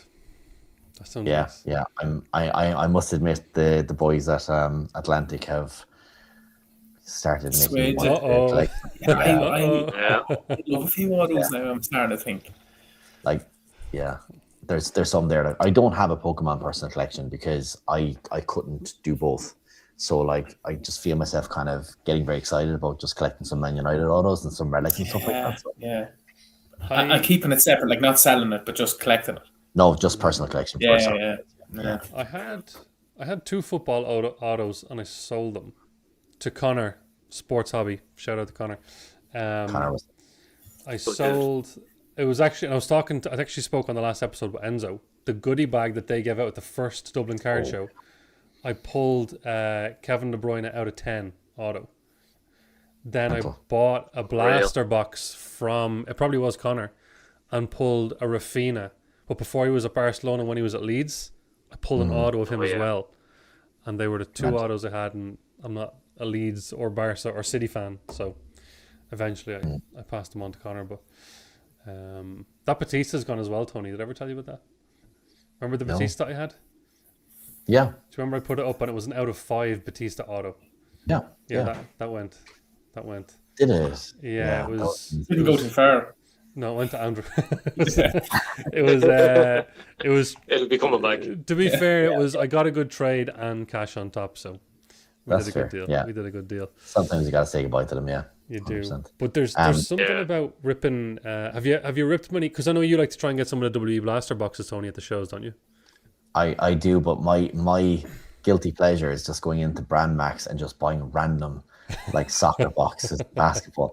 And it's so funny how many people in the Pokemon community down in Cork, they just go into Brand Max and buy, like, I haven't got a clue. Like, I bought a basketball box. I haven't got a clue who these people were. But it's just so much fun to open. To get an auto. Yeah, 100%. Like, yeah, and I don't think I've never got, like, I did get, I think my biggest hit from a soccer was a Martinelli auto to 5.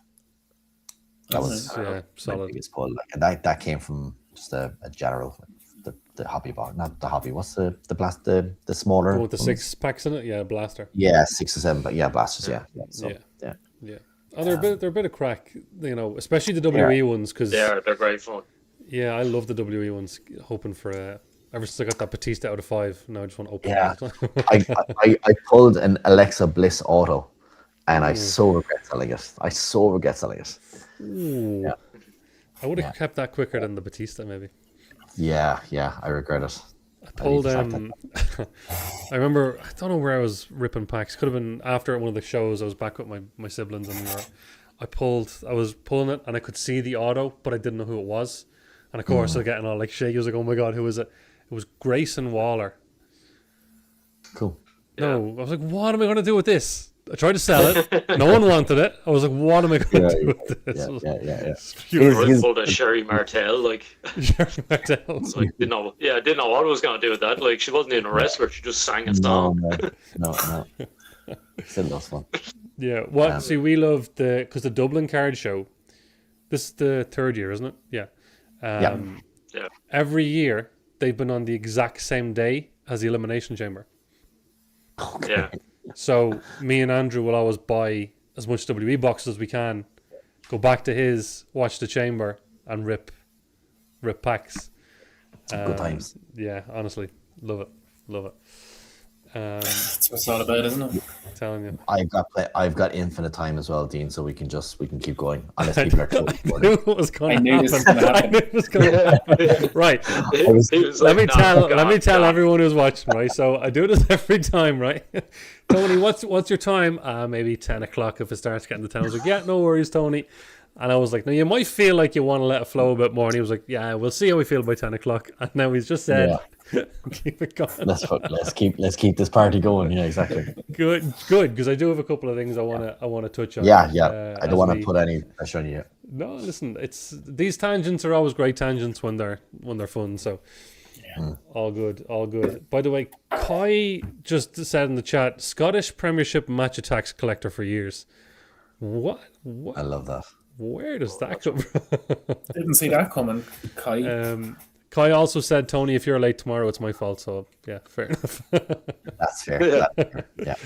All right. One thing I did want to touch on then. and we briefly talked about it, is social media. Right? You are, I would say, very active. There might have been, maybe a week or two where you went off for a bit, you were busy or whatever.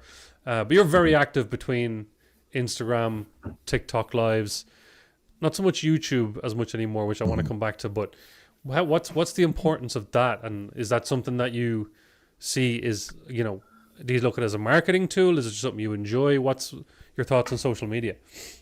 So we started with Facebook, and the reason behind that was when we started, we were targeting the parents of Pokemon fans. And Gary Vaynerchuk, I was listening to a podcast of his. He's a social media mogul, and he said, if you're brilliant. He probably one of the very reasons I actually started this company, just listening to his feedback. But he said, if you're advertising and you're on Facebook, you're far more likely to be speaking to grandparents rather than parents. And I just started thinking about my demographics and the people who were visiting my store and the metrics and stuff like that. And I said, we kind of have to start getting onto Instagram more, but primarily TikTok. So like TikTok has allowed us to engage with a younger audience, which I feel has been very beneficial to the business. Like I would probably attribute the rise of the online store quite a bit to what I've been doing on TikTok. I think TikTok suits me more as well. It's far more informal. I feel far more comfortable posting content where I'm just rattling on. Yeah. Whereas Instagram, I feel I have to kind of like put the suit and tie on. I just go on TikTok and I'm kind of like, I'm Uncle Tony to all the kids, like, hey, stay in school. And but it's Uncle Tony sounds like a gangster. Yeah, but it does actually. Hey, swimming with the fishes. But yeah, no, definitely TikTok has been, it's a lot more fun, I think, in TikTok as well. Also, long-term strategy was to be on TikTok Shop as well. So we were one of the first companies in the country to be on TikTok Shop as well. So like we're allowed to integrate that then into any live streams we do. So like if I'm on live, people could just be buying stuff off me. Like, so although there's a lot of problems with TikTok at the moment where I'm getting just like, I just put an ad on TikTok for something and they've pulled it already for gambling. And I'm like, I don't understand. Like there was nothing gambling. I was talking about cards. I wasn't opening packs or anything like that. And they just like, they shut down the ad. And I'm like, this is weird. So thinking twice about how much time I put into TikTok, because I only last week I had heard some other company just got completely insta-banned from TikTok with absolutely no reason. Like I think they might have been doing like box breaks or something, but they just got like banned. So I'm just wondering how much time and effort do I continue to put into TikTok when it could be taken away. So so like that switch over to Instagram and TikTok has been very, very beneficial. But as you said, like the YouTube is probably a bit lacking. Yeah. With the TikTok, I mean, I feel like an old person calling it that TikTok. with TikTok, the Facebook, the TikTok. I could never. I've never been drawn to it. I feel like with Instagram, you can put. There's more behind it. Like there's a bit of writing, or you can. I don't know, scrolling through pictures. I don't know. I just feel like there's a bit more to it. And then with what you say about TikTok, about the random bans, that I feel like TikTok is very restricted or something. It is a little bit like you have to be very careful on TikTok Live what you say. Like one time because their software to pick up what you're speaking is incredible. And one time I just said to someone, I think, we might have that on our website. And I got a 5-minute warning for mentioning something that's not on my TikTok shop. So like, it's a little bit, you're right. Like it's a bit more restrictive and you have to play by the rules a bit more. But to your point, like the reason we're on Instagram and TikTok is I feel that there's a different demographic on TikTok to Instagram. And I think as a business, you have to diversify out to as many kind of demographics as possible. So like it was and we see it. We have a lot of people who don't follow us on Instagram, but they do on TikTok and vice versa. So we can match it up and see. And definitely it's worth any content creator, even if you don't like it, to just be reposting your stuff on TikTok because you're getting a different audience. And then in your case, like Dean, you can then convert it all to YouTube traffic. So Yeah, well, that's to be the honest. reason I use it is I clip a YouTube thing, post as a short on YouTube, copy the exact same thing to Instagram, the exact same thing to TikTok. That's the most activity I do on TikTok. But yeah, how important is that to the business? Like, do you find that? I don't know what kind of what your analytics shows you, but does your shop show you where traffic came from? Like, can you see if do you get new people still in from TikTok? Yeah, absolutely. I mean, most of our traffic comes from organic searches from Google, Right, and direct searches as well. So we know that, but TikTok is definitely a significant part of it. And of course, like when you have a TikTok shop, yeah, things change as well. Not that it's a very small quantity of sales, okay, but it's so easy to be in a TikTok stream and just press a button and press another button, and tomorrow you're going to have a mystery bundle. So probably out of laziness, I should have developed it more, but I can be quite lazy. That's the reason why I don't have a YouTube properly. I'm just very lazy when it comes to these things. Like I look at you and I do, yeah. But I look at Alan and I look at yourself and I'm like, holy, like I'm so far behind on the whole like social media game. So I mean, that's because that is all I have.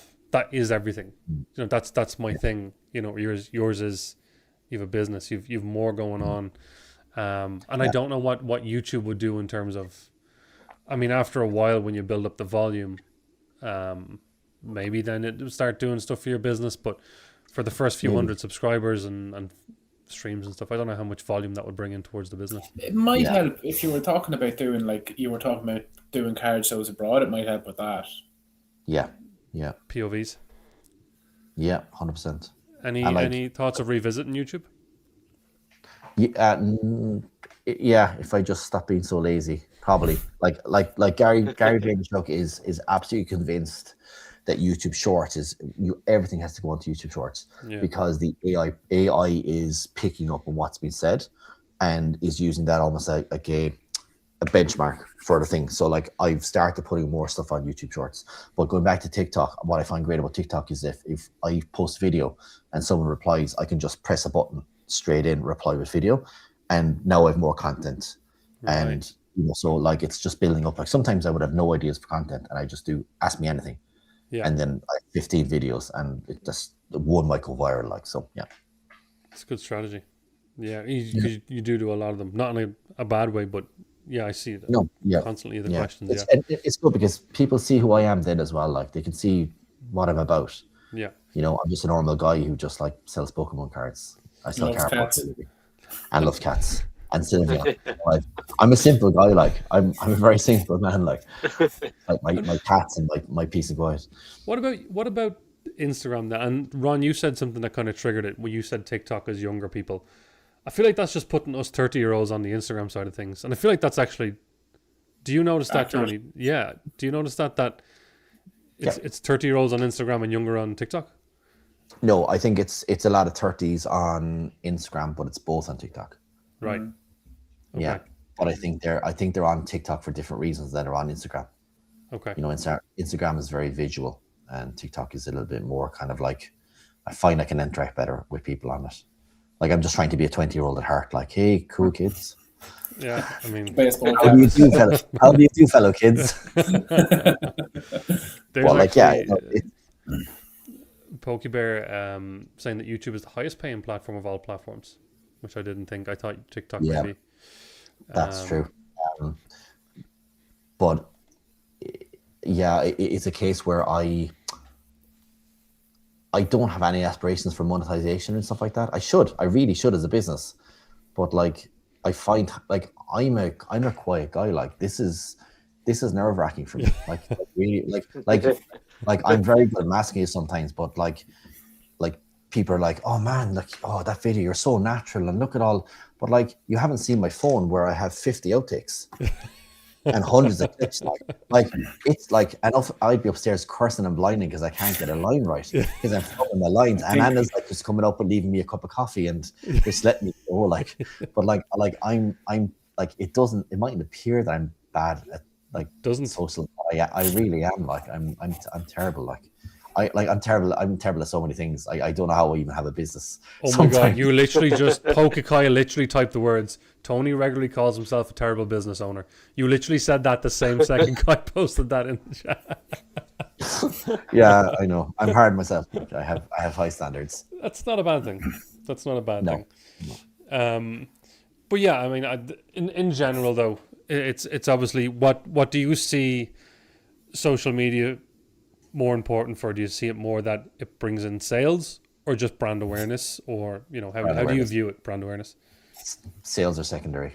Yeah. Sales are secondary. If I go on live for an hour on TikTok and I make no sales, it doesn't matter. Brand I know awareness. I've built long-term trust. I've built context. It's just every single thing I've done in this business has been the long game. Everything, like just like making sure that everyone gets good value for money, making sure that the kids get taken care of. It all comes back. Like it just all comes back. So like even if like I'm doing a trade, and I feel like that I'm probably letting this card go at like less than cost price, I don't care, because of the goodwill and sentiment that generates will spread through communities, so yeah, it's just brand.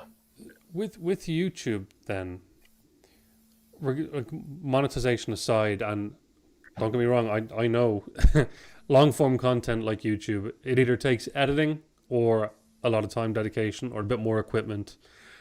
But you were talking about considering card shows in the UK. Mm-hmm. Would you consider long form YouTube content in the form of just POVs, like vendor POVs, just having the camera going and trying to build that presence so that when you do start looking more at the UK, you can start kind of crossing that over? Do you know what I mean? Yeah, no, it's a good point. Like, I mean, I've spoken with Sean about it. Like, he was great to give me advice about doing the content, because I'm looking at the likes of Sean and the likes of Senpai doing great content, and it's something that I should have been doing from the start, like from day one, doing content. But I'm actually very illiterate when it comes to creating content. Like, I need to sit down for a solid month, and like I was even speaking to a customer there. She does this channel where she does like what's it like to be in like a woman in corporate Dublin. And like I said to her today, her content is amazing. I just need to sit down and just to learn this, because I can mask it on TikTok, but you can't mask bad editing on YouTube. So yeah, it is to your point. Like it is if I'm going to go to the UK, I have to get more content out, because over there it's just like hundreds of tables. You need to stand out some way, like in the best way. Like you look at Randall, like you look at him and the crowds he gets because of his presence. Like, so. What I also think works for him is that he'll have a card show titled, London Card Show POV, but then his next one could be Dallas. So he's hitting both. I think that would work well for you if you've got Dublin Card Show, then London Card Show, and you've got those two POVs. Then people from the UK are seeing your Irish work, vice versa. I don't know, obviously something to think about, but I you'll be my mentor on this thing, because I'm so. Tony, I'm still winging everything. I have no idea what I'm doing. I think most of us are like. I think everyone wings it to some point, but it's more out of just like my lack of knowledge on creating that type of content, because I'm a bit of a perfectionist and I don't want to release garbage on YouTube either. So it'll come, but I just have to sit down and just eke out some time to sit down and learn how to do it. That's fair. Well, look, I can't speak to everybody, but I feel like I am speaking for everybody. The day you start actually doing that, if you do it, they're going to be very popular POVs. Okay. People would enjoy the interactions that you have. I think it would be golden. So I hope you do consider it. Yeah, it's definitely something we start, because I actually did it for the Dublin Card Show and Comic-Con, and there's some great moments on it, but the sound is poor, and I forgot to put on my mic. My mic wasn't on, and it was just a bit of a joke. And I actually might just release that as just like, this is just garbage, but enjoy the garbage that I produced. The blooper before the perfectionist, like. It'll be all bloopers, Jimmy. I'll be the blooper reel of the Pokemon community. Oh boy. I'm trying to see. There was something there in the chat. I think I missed the question. No, yeah, it was just people. Okay, so Mia is just like, please do it. And then Jack's like, please do it. So people want to see it, Tony. I'll definitely go down well. Yeah, I think so.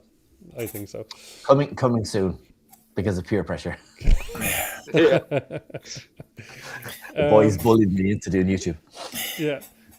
Yeah, just, look, the chat's going to start feeding, and now I can see more people saying PokeBundles POVs. POV. All right, let's maybe step it into future tense. The future of PokeBundles. You've already given us a bit of an insight to the pop-ups and how they look like they're going to go over the next few years. Any other wild ideas? Is there a lot of planning still going on? Do you think you're at we're good for now point? What can you tell us about the future of PokeBundles? People, that this will probably be a snippet for tomorrow's YouTube short, but I run this business on the seat of my pants. I don't know what I'm doing most of the time. It's like I have a vision. Like, so the vision was basically start Limerick, work on Cork, and try to replace Cork with Limerick, and then build the online and try to replace everything with the online. So we're kind of there. And as I said, the pop-ups are kind of like a guilty pleasure. I think where we go next is Europe. Okay. Because I think we have the infrastructure and we have the logistics to scale very heavily. But the one thing I did with this business, and like everyone is entitled to run their business the way they see fit. And I joke sometimes on TikTok about owning Lamborghinis and stuff like that. But I live a very simple, frugal life, and my time is the most important thing to me. So everything I've done with PokeBundles has been for an eventuality that I get to live my life without having like crushing amounts of work to do. So if I want to go with Oshin to Jiu-Jitsu on a Monday, I can go and I have no qualms about it. So like the way the business is at the moment, honestly, if I cut out the pop-ups, I cut out all the card shows, I actually even thinking about cutting out singles completely, and I just focus on the website, I could probably work 6 hours a week. But I end up working 60, 70 hours a week. Like we have streamlined the online side of things to the point where I have aspirations outside of Pokemon. Like Ron, like when I was 11, I don't know if you remember the like the Nintendo magazines, but do you ever see the ads where people were selling like secondhand games? Mm-hmm. Yeah. Like when I was younger, I dreamed about having a business like that. So like if PokeBundles can be quite self-sufficient, what do I do next? So like the next step could be trying to just get into Europe and like scaling. The next step could easily be, you know what, this business can run itself on like 10 hours. Maybe I employ someone to do a lot of that. Maybe I just do the content and go off and do something totally different. Like I've done a small bit of consulting in the business world for Pokemon in the States. So like people asking, like paying for advice and stuff like that on how to build a business up. So like that might be something. And like you showed the picture at the very start, like of how we started. Like I have built up a significant amount of experience in building a business from like literally scratch. There we are again. Like from scratch, like and just being able to help other businesses in the space. That's something I'm very interested in. So we'll see. I don't like honestly, and I'm figuring it out at the moment. As I said at the start, the one thing I'm kind of confident is that we're at the very beginning of the end of like pop-ups as our business, because it's at the point where it's becoming a massive drain on my time that I could be using it anywhere else in the business. So the future is very unclear, but I'm in a great, like I couldn't be happier. Like I'm so grateful, guys. Like I'm on this podcast, I'm chatting Pokemon on a Friday night. I'm very happy. Like I get to do what I want. I spend time with my family. Like we're a very frugal business. Like everyone like thinks I like drive a big car. I drive a 094 Focus. Like, and I'll drive that into the ground. We have a modest home.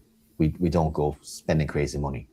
So like, I don't need a lot of money coming from this business to support the lifestyle we have. And like, what do I do? Like are dying for us to open a shop. Like, I don't think I'll ever open a shop. The idea was that the pop-ups will eventually be replaced by either a physical store or an online store. And I know if I go down the route of a physical store, I'm now into people management. I'm now into 4 days a week, 5 days a week. And I don't want that. I would rather leave money on the table. So whatever we do, it will be because it suits my life. And that's kind of, I'm very content with that. So even if we never scale anymore, I don't need to. So yeah, we'll see. I'll let you know when it happens. But I guess like we've moved, like we started with English and we moved into Japanese and simplified Chinese. We've got Vault X. We've got a lot of other things going on as well. So like maybe I do something in the wider TCG space. Maybe. Right. Don't know. Tony's soccer cards coming soon. Tony's soccer cards. That was actually just because you mentioned it, and it was something I meant to ask earlier on. The growth in Japanese and now even simplified Chinese and Korean. What's that like for you? What are you seeing that like on the back end?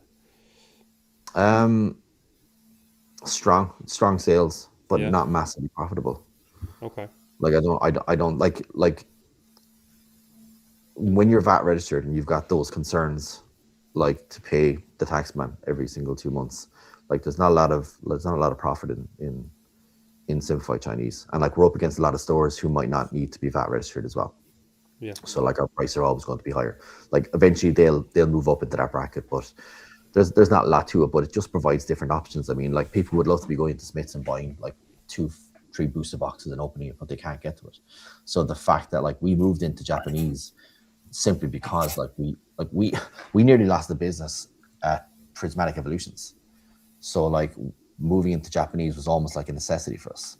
So like to cut a long story short, we were scaling to the point where we were selling a lot of English, and not a lot of people on the podcast might know this because we're now seen as kind of like singles in Japanese and stuff like that. But like we were one of the biggest English sellers. Like we sold hundreds of ETBs and 151 booster bundles, and Surging Sparks. We were in with a distributor in Poland. They're part of the Asmodee brand, and we had heard rumors at Surging Sparks that there might have been allocations. I was like, okay, allocations, what, 10% or whatever like that. So we were coming into Prismatic and they said we might have allocations again, and that's fine. And I ordered 1,500 booster bundles of Prismatic and hundreds of ETBs and started pre-ordering. And then we had pre-ordered about 200 booster bundles of Prismatic. And when they said there's allocations, I changed my allocation from 1,500 up to 2,000, just to make sure if there is allocations, we'll drop back down. Brian from Pokémon talks about that strategy. Yeah. And I was sitting in a hotel. We were prepping for the second day of the Marina Market, and I got a message that our allocations were confirmed, and there was no coming back from them. And we had been reduced from 2,000 booster bundles to 10. And we had 200 pre-ordered. Yeah. So that was extremely difficult. So basically, I got on the phone and I'm like, yeah, I said, guys, I've 210 pre-orders or something to that effect. I am begging you, please, like I will lose. And we were very tight with cash at the moment. I made stupid decisions elsewhere in the business. I'd kind of gone in a bit too hard with our games like Lorcana and stuff like that. If you bought Yu-Gi-Oh, yeah. Yeah. I remember that. Yeah. Trying to sell me the Yu-Gi-Oh in the end. Yeah, please take it all off me. But like that nearly wrecked the business. Like so, when that happened, we were lucky enough that they actually gave us 200. They covered the pre-orders, and then they said to us, "Listen, we have now got to focus on countries that do not have an official distributor." So we were very lucky that Asmodee were kind of UK were a second we were just in the door before they stopped taking customers. So we when they said that, we knew the writing was on the wall, and then they came out and said, we've been instructed to just serve countries that do not have access to official distribution. Therefore, for Journey Together, it is very unlikely you're going to get product from us. So that nearly sank the business like there. So like we pivoted heavily into Japanese because that's kind of what like a lot of businesses were doing. And you know, it's worked out very well for us, but like profit margins are like slim. Like we have, like our prices are not low. But when you have the business we have, your overheads are sometimes like really substantial. So like you got a price higher than market. So it is what it is. Like, but we sell loads. Like we're actually, funny enough, we've had our second best one day ever today.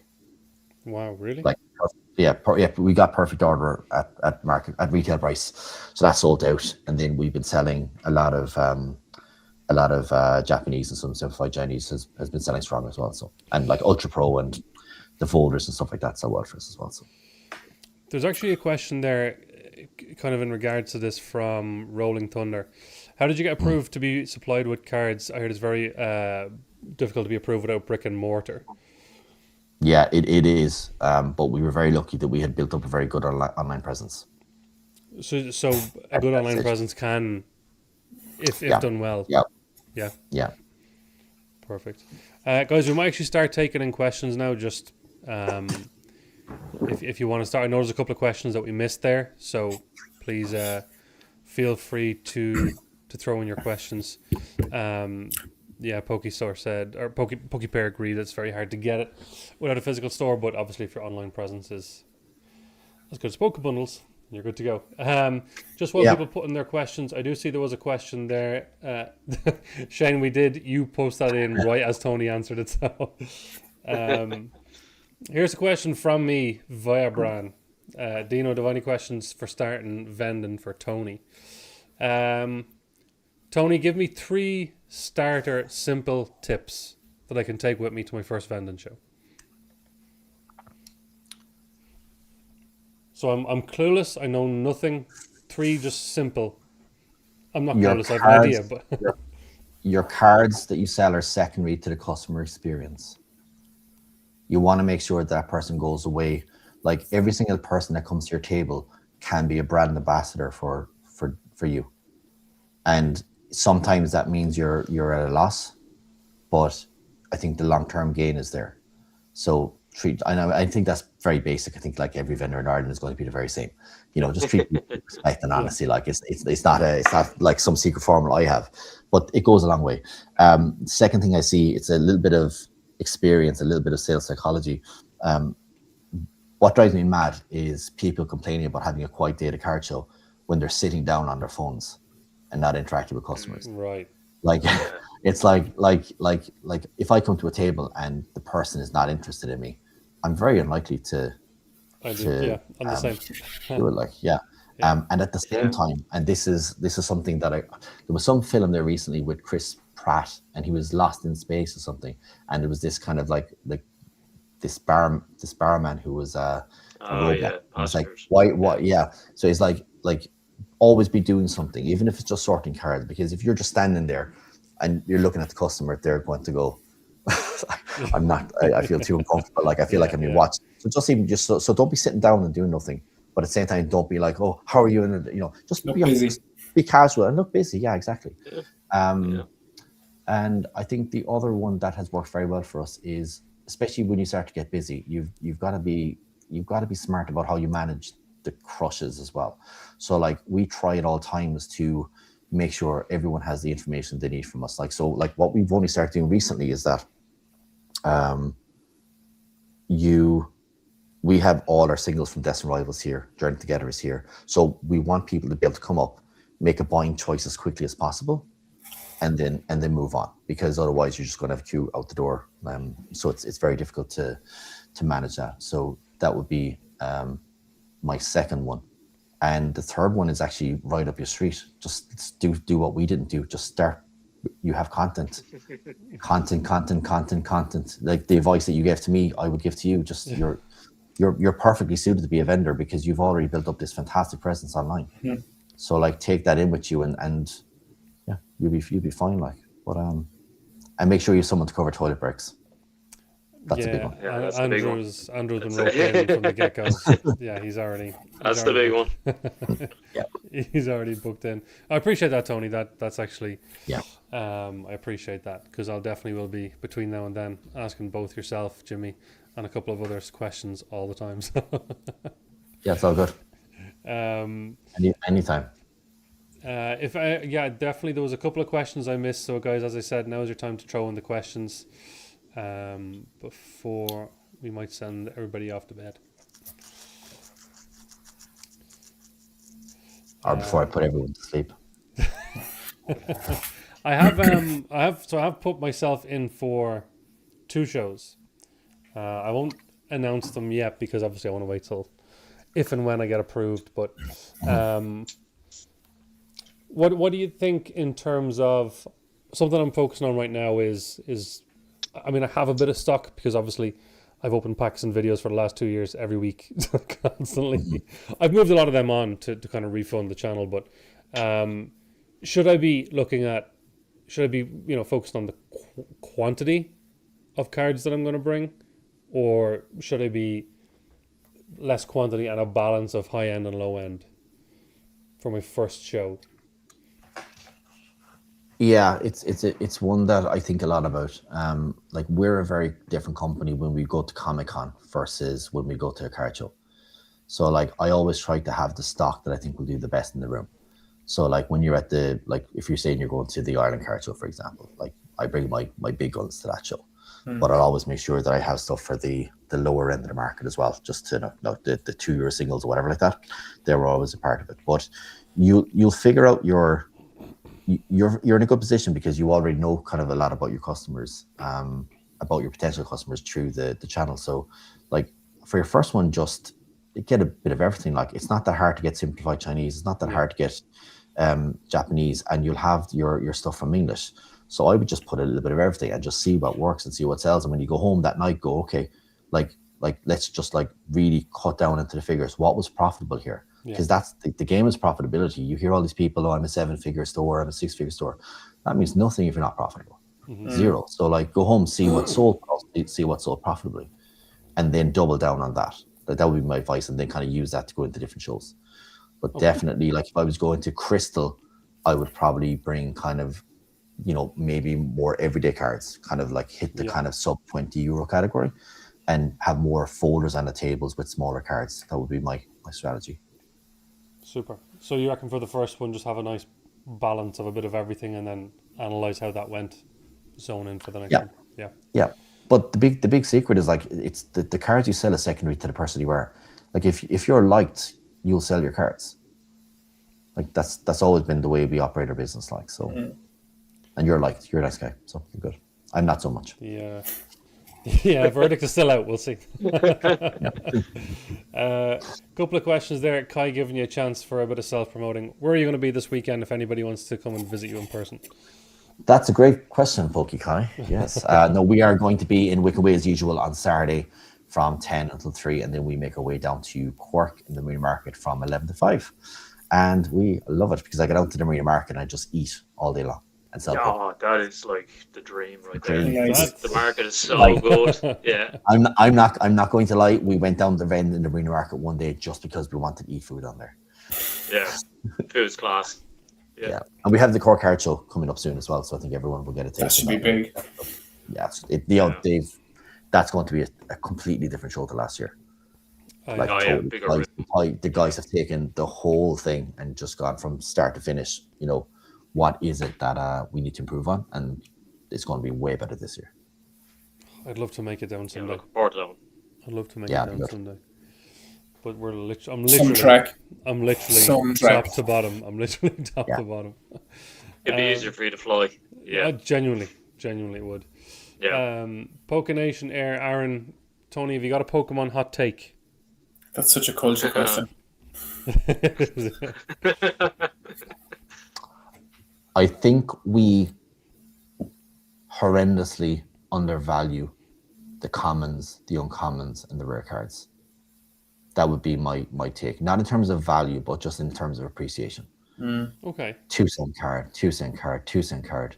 But like, look at the art and look at the amount of effort that was put into that piece. Like, I consider every Pokemon card a work of art.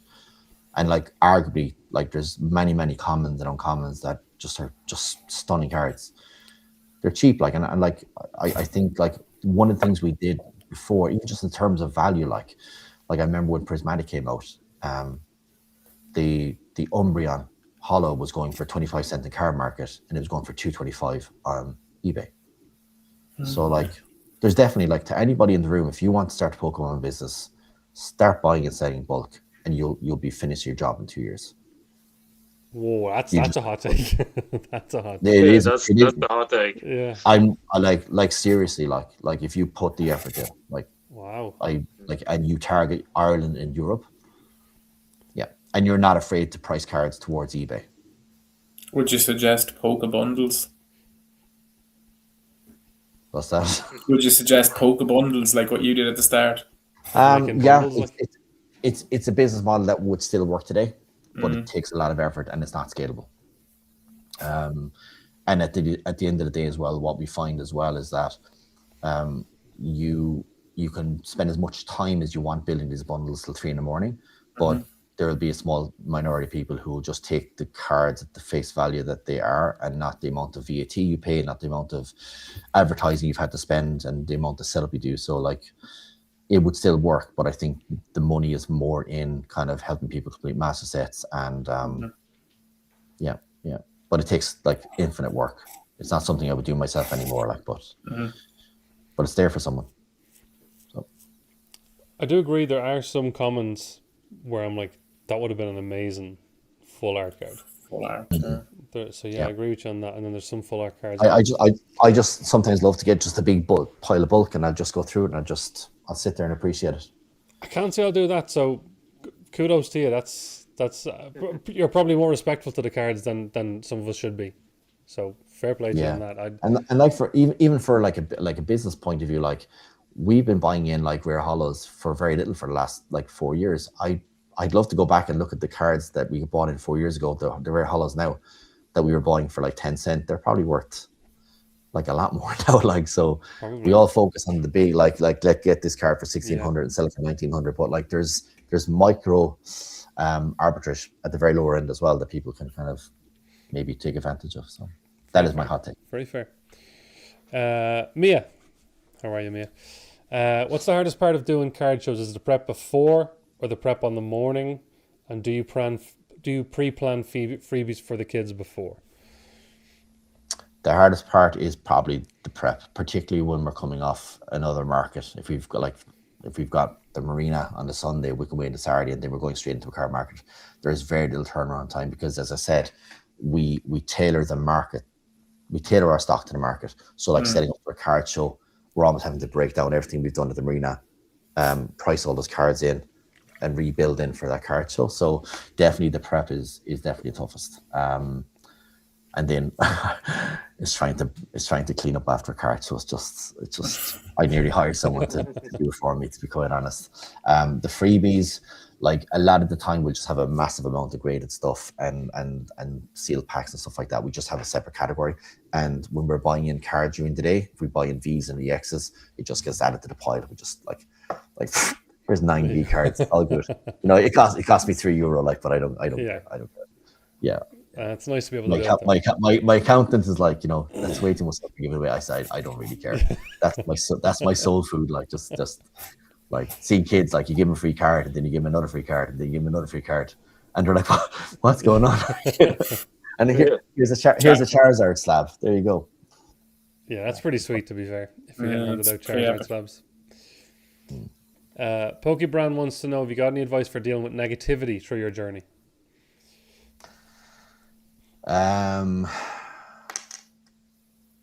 Yeah,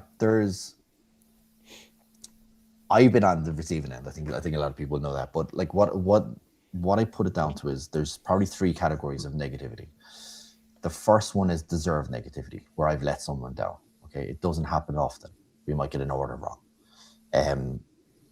and that is one thing, and I try my best to rectify that. The second part then, and I'm actually imagining this pyramid, but at the very top there's that, and then there's a large chunk of negativity where maybe someone has, you know, oh, why are you selling that box when I can get that in car market for like 20 or more cheaper, like, whatever. And then you sit down and you say, well, we have VAT obligations, and, like, we're VAT registered company, and we have overheads and stuff like that. And a lot of the time you'll get people and they'll go, okay, you know, that makes a lot of sense, actually, thank you so much. And then there's people who, regardless of that, they'll shit all over you anyway. And what I try to do, and there's a lot of people in the space of dealing with that, it's like you have to deploy pity on that type of person. It's kind of the only way to do it, because I suffered greatly with my mental health. Like, I'm not going to, like, I'm a big proponent for, and we talk about this, Brian, we talk about the mental health aspect of it. Like, I'm just a guy, like, I'm just a guy with feelings and stuff like that as well. Like, so, like, you have to learn to deal with it. And the best way, I think, is if you explain things and people are still shitting on you, you just deploy pity, because you have to think, well, where is this negativity coming from? If John 2978 says, like, you're fat or you're bald, it's like, where is that coming from you? Like, that must be coming from something that's really deep and difficult for you. And I just send love and I send pity to those people. But it's difficult. I mean, like, I think when you get to the level that we're at, you're going to have to deal with it. Like Randall gets awful abuse, Chloe gets awful abuse. Like, it's just part of it. Like, and we have some customers who, like, I don't go say, hey, look at this guy, this famous guy, he's our customer. But, like, we have a lot of people who have been in the spotlight for a number of years, and, like, I'm very lucky I can call on them to kind of go, listen, how do you deal with that? And a lot of it's like, you don't listen to the positivity, but don't listen to the negativity. Just kind of, like, just focus on your vision of what you want, and try your very best to just drown it out. So that's kind of it, like, you know. So yeah, I mean, it's bound to happen, as you said, when you grow. Like, I didn't experience any of it for a year and a half, 2 years, maybe one just weird comment here and there. But the last couple of breaks, I've started to see one or two, and you can tell they're just wind up merchants really in the chat. But it is bound to happen the bigger you get. You know, but yeah, I suppose if you find a way to tune it out, really, if it's the one that you're saying that's just pure, regardless of what you do back, if it's pure 100%. Negativity. But like, when you focus on the fact that, okay, it might be like a dozen people, and they'll just do this, but, like, look at the amount of absolute fantastic people in the hobby in Ireland. Like, I'm sitting here with three of the nicest guys, with so many people in the chat, like, just talking Pokemon. Like some people can be negative, but, like, the Irish community is one of the best, if not the best, at just being fucking sound. Like, sorry for the cursing, like, but yeah, like, I love the community in general here, like, and even the people who will detract from us, I still wish them well. Like, you can say horrible things about me on Facebook, you can make up anything you want about me, but I'm still going to just wish you well and just get on with my life. So it's a good question. I'm glad you asked that, Brian. Yeah, that's very fair. Fair play. Very fair. Something then kind of along the similar lines, how do you find dealing with difficult customers? I know every setting is difficult, but it seems to be many more scalpers, people stealing. So yeah, I suppose in person at shows, difficult customers? Very rarely. Yeah. Very rarely. I think, like I remember when we went down to Cork one day, and, like, we had started dabbling in Lorcana, and, like, I was pricing my singles at eBay prices, and this guy came up and he was like, oh, you're selling Lorcana? I was like, yeah, here's my folder. And I said, now, just to let you know, like, these are all eBay prices. And he was just taking folders out. And at the end, then he said, I can get that for 2 cents in the car market. And it's like, you're selling for 20 cents. And I'm like, dude, I told you. And he made such a ruckus with his wife and his kid there. And I'm like, I just took the folder back off him. I'm like, you know, just go to car market. Like, I don't really care. Like, you'll get difficult, but generally it's like, I've never really seen it, being honest about it. You get people stealing, all right, like, but, like, I really enjoyed how you dealt with a theft there recently through social media. Like, that was just brilliant. Yeah, and it worked out well. It did, yeah. So the story there was, I was by myself in Limerick. Kai wasn't there and Anna wasn't there, so it was kind of undermanned. And we had one of my English folder was to the side of the table, and I had a lot going on. I was trading and I was doing loads of things, and I noticed a little bit of movement, and then these people were gone. And I'm like, okay, cool. But I also was recording as well, so I'm like, yeah, let's see. And so I kind of knew who they were, and I just made the announcement just to say, listen, Teven, BASDARDS, content is very low in Ireland, so, like, let's play a game. and I just get them to Sunday evening to return the cards. And Sunday evening, I got a message saying that, oh yeah, sorry, I thought one paid and the other paid and they didn't. But eventually their friend came and met me. But they're not going to be invited back in, like, you know. So just part of it, like every one of us here probably that is vended will know what that looks like. Like Jimmy, you must have gotten it a few times, have you? Ah, yeah, you do. Yeah. And like that, you just kind of have to, like, I put so many eyes on the table now to deter rather than anything. Like, for Dublin, we had 7 people working at 3 table, like, and that was just so that we had eyes in every corner. Yeah, But even at that, I'm sure some things probably went. I mean, it's just part of your business costs. Like, you can't, and genuinely, this might sound crazy, but I nearly had a personal security at the table at Dublin. I was thinking, you could have done with it. Yeah.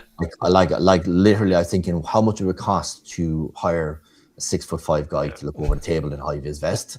Probably less than the amount of cars that'll get stolen on the day. So it could have happened, but that would have been so baller. Yeah, it would have been deadly, wouldn't it? Just 2 lads, jacked up in suits, black suits, glasses, the earpieces. Yeah, that would have been sick. Yeah.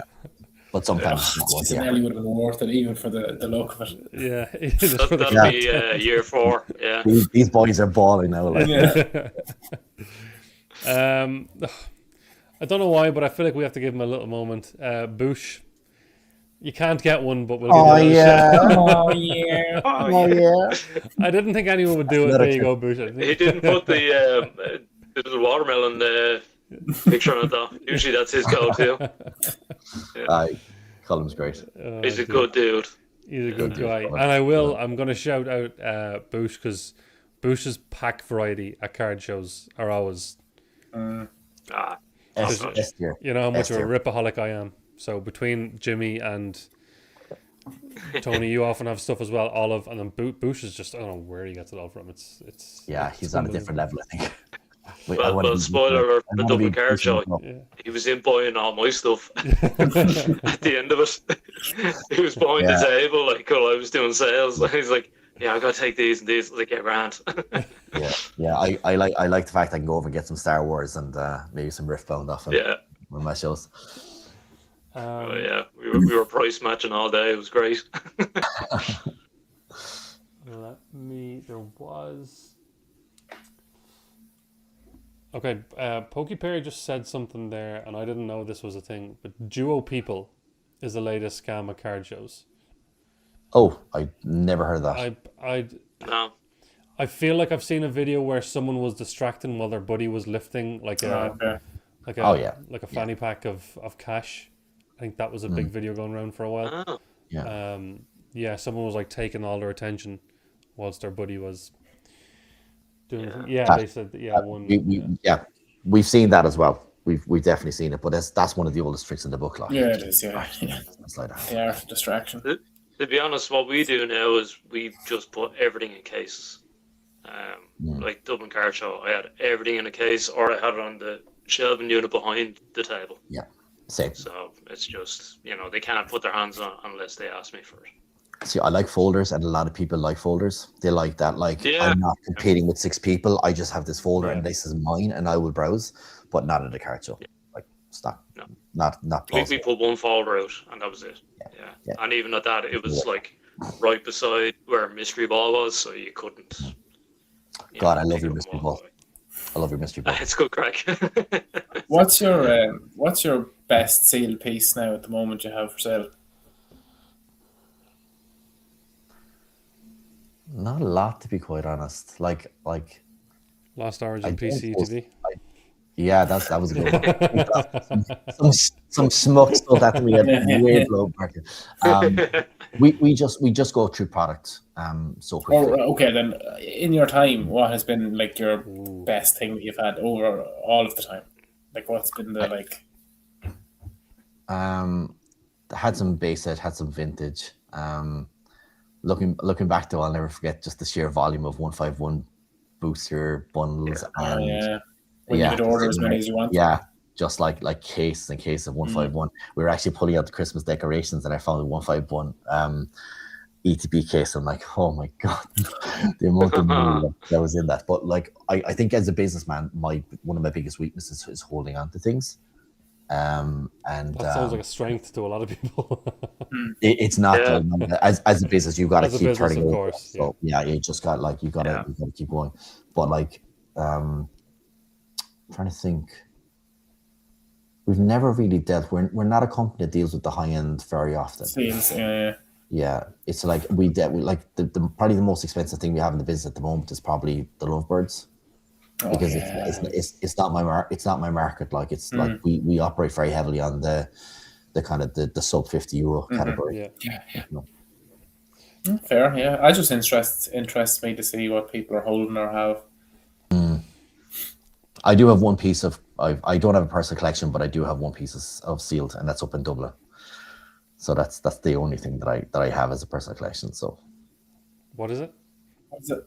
it's just a case of Evolving Skies. Oh, very nice. Just a case of Evolving Skies. Just a case, and it's up in Six Dublin. booster Yeah, boxes. it's just up in Dublin. 6 booster boxes between the 4 of us. What's that?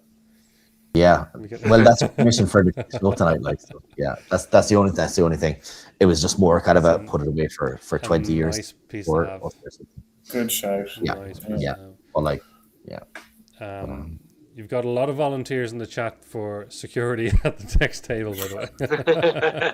That's it, you guys. I'm happy. We can just chat and have coffee. It's good. Conrad Cards at 5'7". I'm sure Tony appreciates the offer, but probably someone who can see over the table would be a bit more appreciated. You get up my shoulders. He can join in just pure legend status anyway. So he's a good guy. Nander, Noel, who I met recently the other day for the first time in person at Smith's. Any of you going to the Derry Card Show? I don't think Jimmy, you're not doing it. Jimmy, you're not vending it now? Not doing it now. Nah, too far. I might. Too far away, yeah. Haven't even bought a ticket yet, but not a full day. But I'm curious to see what it looks like being so close to me. So I might buy a ticket and do a quick lap, but it wouldn't be a full day. I don't even know if I'd bring the camera. I'd hate to go with no money. There's another question there. Oh, yeah, interesting one. Oh, look who it is. Northern Card Gaming. What's going on, Adam? How are you keeping, Adam? For everyone involved, at what point do you see yourself going full-time? What does that look like for yourselves? Well, Tony, you're kind of out of the question. Yeah, we're full-time. Yeah. Ron, is that even a thing? Oh, that's not she's not full-time. What, bluffing? No, I don't vend or anything. So, well, no, yeah. I mean, it's never out of the question, I suppose. Build up enough stock someday. I might throw my hand at it, but I can't. Definitely never full time. I wouldn't think. Jimmy, I'm handing my notice on Monday. Wait, he's deadly serious. I don't know if he's deadly serious because we've had personal conversations. Were you deadly serious or? No. No, just because. Based on behind the scenes conversations, I wasn't. Yeah, oh no, I wish. A live stream from HR. No, maybe I don't know, maybe 2-3 years down the line, but no, not now. Possible though. Oh yeah, possible. Yeah. Anything is. Fair. For me, I could sell the business to Tony. Very possible. I might sell it to you, Jimmy. For me, very, very, very far away. What it would look like if it happened, I guess full-time YouTube, full-time vend. I've dreamt of full-time Pokemon, but very, very, very, very far away if it ever does happen. Yeah, I think there's something to be said as well for like be careful what you wish for as well, because like when you run a full-time business and your Pokemon is your life, just how much of that love for Pokemon starts to seep away a small bit. Yeah. Yes. So like if there's a big true. thing about like turning your hobby into the business, like you start to kind of there's that, but yeah, it's a huge thing to think of because like for me, I'm in a full-time job that I'm blessed does like full health insurance for the family, dental, pension, all that kind of stuff. Yeah. So I'm not only trying to replace a salary, but I got to replace all that kind of security as well. So it's very, very far away. Unless Adam, you want to put a big super chat in. or a big gifted membership. Get me No there. pressure. No pressure. What Adam has done is exceptional up north. Like just Unbelievable. unbelievable. Like yeah. Yeah. No, Adam was on. I can't remember what episode Adam was on. But we had a great chat with Adam. So a lot of respect for Adam. Still planning to get to the shop someday. Me too.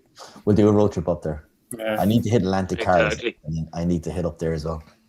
Get a minibus. We all booked 2 weeks off. Road trip. The Dino tour. That's the job. Dino wants to. Jack with the super chat. I appreciate that, Jack. Anything to rip live? I know the answer is yes. And Tony, I'm going to put you on the spot, whether you've backed out of it in your head or not. You did tell us yes. Like if you're gonna give super chats to Dino, I'm gonna open that for sure. And I don't need any reason to open this set because it's my favorite set. So Appreciate that, Jack. Yeah. You start ripping there, Tony. Do I have anything? Oh, Yeah. oh no. Tony, you start ripping, I'll go look. Here we go. The degenerates Ron is... I'm well overdue it. Conrad says full-time legends. Yes, Conrad. You know it. You know it. You know. Mia's off to bed. Have a good night, Mia. Appreciate you hanging out and chilling. Thanks, Mia. One of my favourite sets to open Mega Dream, I have to say. Love it. Like it's great. Oh god, the lighting is absolutely garbage here. Let's see. Yeah, that's good. That's not too bad. Yeah, I would open this up every day of the week if I could. I saw Great set. Anna pull the Dragonite from She Ascendant. did, yeah, from Ascendant. Yeah, we're in the car. I nearly crashed the car. Unbelievable. Like unbelievable. Like she was. Everyone knows. Like even Anna just giving out the mystery bags. She always gives the best stuff. Like so. Yeah, don't come to me anyway for anything good. Everyone's gone off to. Hey, everyone's gone off to get some stuff to rip. I probably have to. Yeah, go. I'll keep. Welcome to Crackin' Tony. Dino, you're not doing a whole lot of cracking now. To be fair, I'm cracking. I just have to do a bit of admin on the back end. Someone just asked for a quick 24-hour suspension, so I just put that on real quick. That's all good. Thank you for your time. Thanks for tuning in. I appreciate the watch hours. I appreciate you contributing to my ad revenue. You're very kind, even though you don't Exactly. like it. Oh, Thank we you take so the much. side duck. We take that. We'll take that 100%. Take that. And, I love that side duck. Top artwork. Yeah, that's fantastic. We love the card. Artwork. Oh. That was one of the nice stories about Comic-Con, actually. Like, Comic-Con is a far more casual base. And someone came in and they just gave a side up. The English person did that side up just to give to a kid. And would you believe the following day a kid came in and he had a full page of side ups and he was missing that one. I'm like, this is just meant to be. So that kid just walked away with that card. Like, it was amazing. Nander, is it hard to part with stuff as a collector when you're vend? Well, I don't know about for Tony because he did say, oh, hey, What was it? Mega Attack Rare, Halucha. Nice. Yeah, I like the card. Yes, if it's a Sylveon, I like cry a little inside every single time. I hate selling Sylveons. But yeah, you have to it kind of goes back to you have to be a little bit more. That's why I don't have a personal collection, because I'll get too attached to it and then I'll start making stupid business decisions. Yeah, that's fair. Like I've just traded for a Moonbrion. Now what do we do with it? Like now you've lost €1,600 of the business, because it's locked up on a wall somewhere. Like you're not actually. So that's why I don't have. That's going to be my fear for sure, because I'm obviously a big collector. So that's going to be my fear, is parting ways with some pretty things. I'm just going to throw it through. Not in there, unfortunately. Any big pulls yet? No. Pull the Not side really. up. I got the side up. It's nice. Oh, very good. Ron, do something there? Yeah. No. Ron, see, all Ron's stuff are all big dirty things. So Out comes the basement pack. I'll keep the party going. Ascend Heroes, I like it. yeah, we'll do some Ascended. Can't wait to pull nothing. That's what I went with. Oh, Medicham, very nice. Double hit, very nice. I would just open this for hours. I just love getting nice cards and everything. It's a top tier set. Oh, Not the English version, but it's starting to go up in Japan as well, the price of it. full art. Potato. Full art spud. Look at that thing. Oh, nice. You take it. Yeah, from Ascended Heroes, from English, yeah, we take it. You take anything from someone said it in one of the chats, Ascended Zeros. Oh, was it Ron calls it? Descended Euros is what Ron calls it. Descended Euros. Yeah. I like that. Oh, very nice. Oh, Jimmy. Is that an SIR? Very, take yeah, it. I think What? it is. Straight out of Ascended. You Yeah. kidding me? You take a bit of that. That's You take a bit of that. Kidding me. Tony, what'd you get there? Cynthia Spiritum? Yeah, Spiritual and There's a little message on the screen for you, Tony. Tell Tony, thank you so much. I'll actually buy that off you, 100%. Market value. Yeah, that's a lovely card. There's another one there from Adam. Might be one you boys can answer. How do you come up with creative ways to offload high-end singles? Do you ever feel under pressure at events to buy cards that you don't normally touch? That's a fantastic question, and I'm going to bore everybody with my answer. At the Dublin Card Show, I became very much selective on what I buy in, because I think one of the biggest sinkholes of the business is buying in big cards that I know I'm going to be looking at. Even though we price it very competitively towards card market, like still just sitting there, like I would rather have 100 cards at €6 than one card at €600. So yeah, it's very fair. It's all like sometimes I'm too nice and I'll buy in cards that I know are going to go to like 30% value.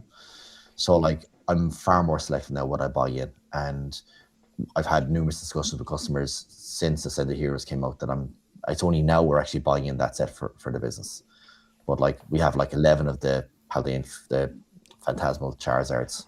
It's like, hi Charizards. 11. See you next week. I'll see you next week. So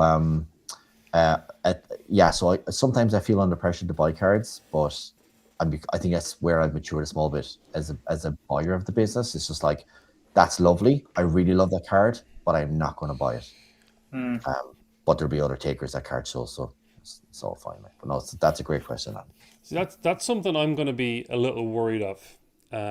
So I've a Phantasmal Charizard. Not rubbing it in, Conrad, Ron, not rubbing it in.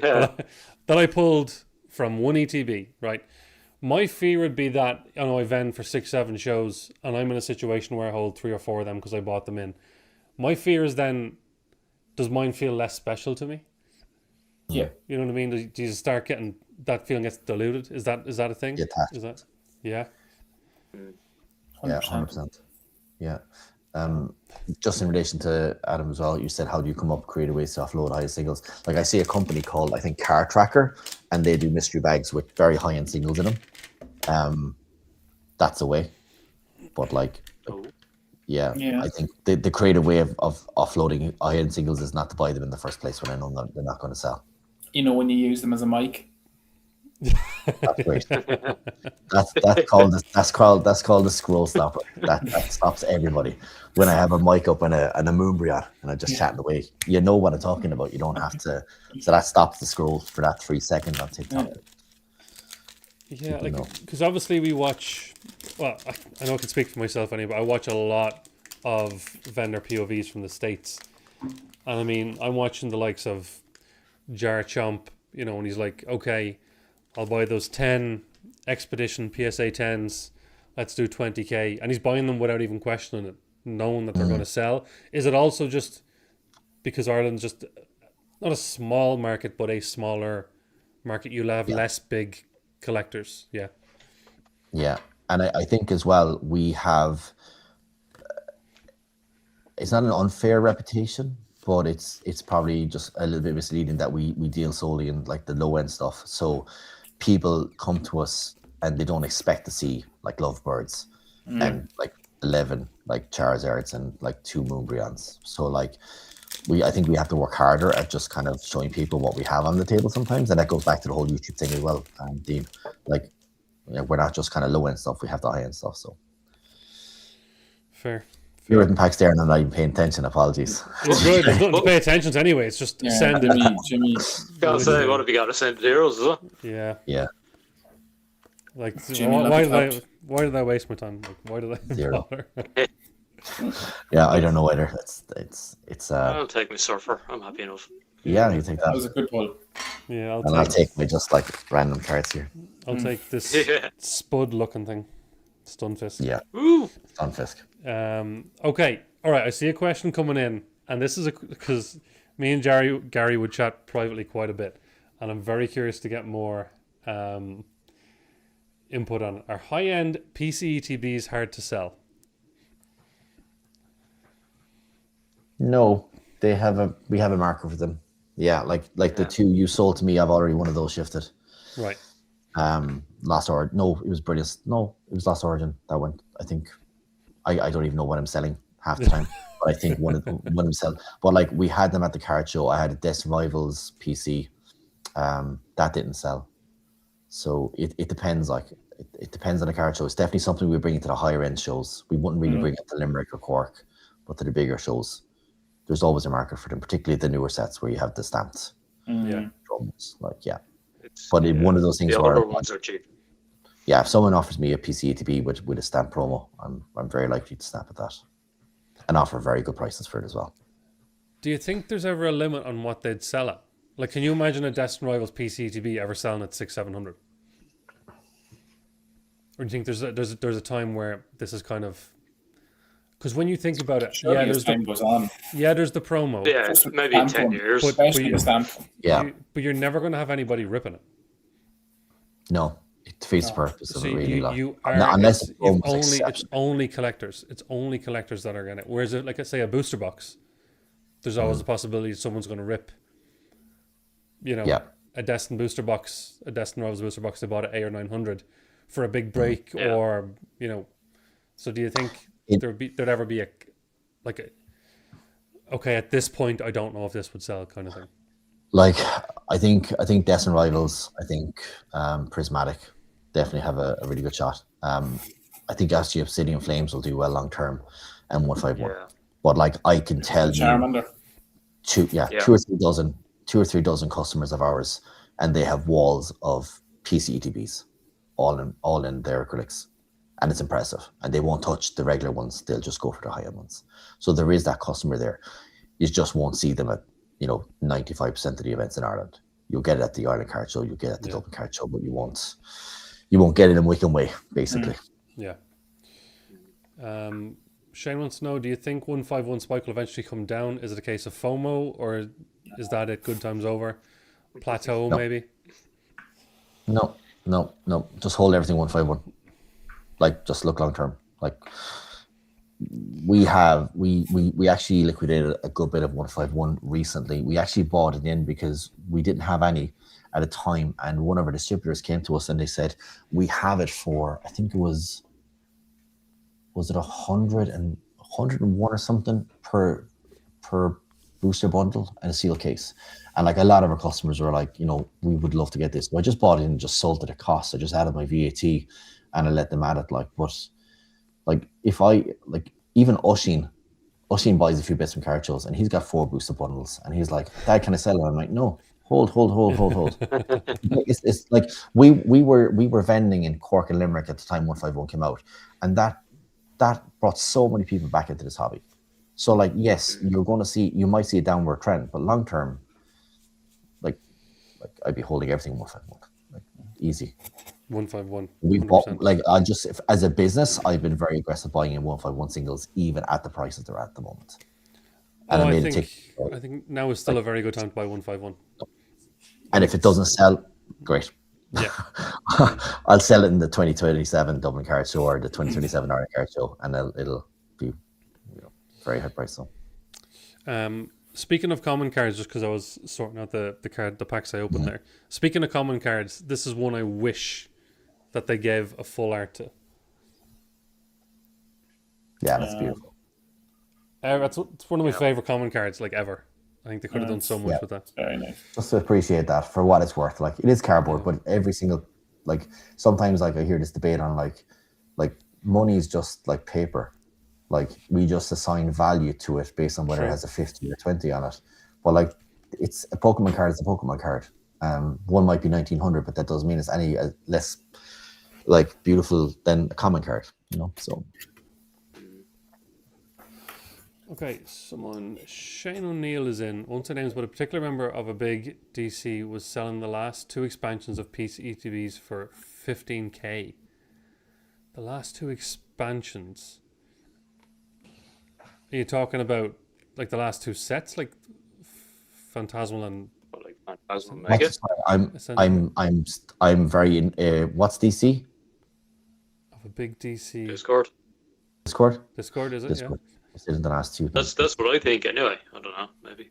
I presume, yeah. You imagine for maybe 12, 13k. There's always a mark for PCETBs.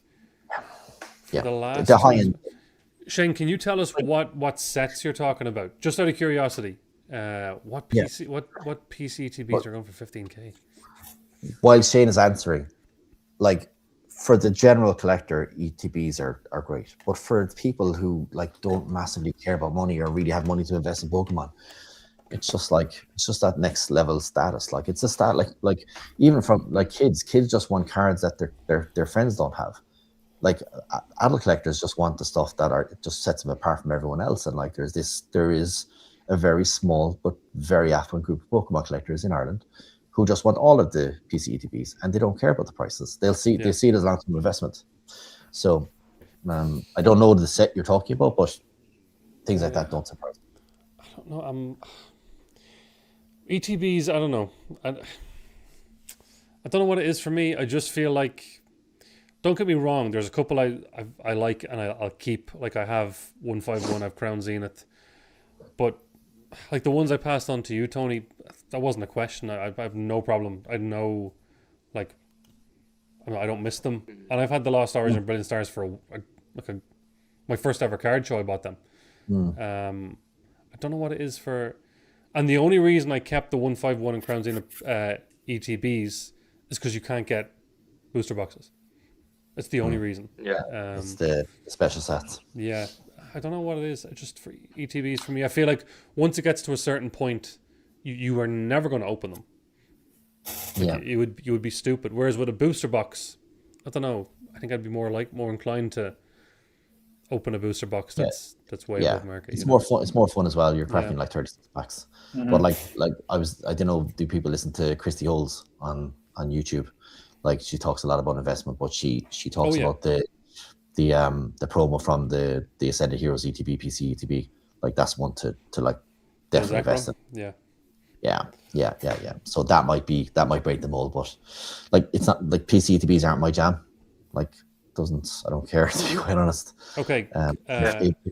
Correction. The entire eras of Scarlet Violet Sword and Shield.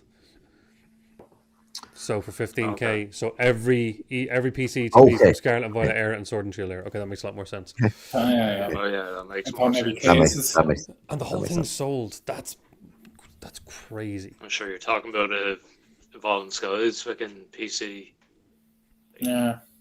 Mad money on its own. Well, I don't think PC ETBs existed for all Sword and Shield. Can someone correct me? No, there was Evolving anyway. Evolving had a PC one.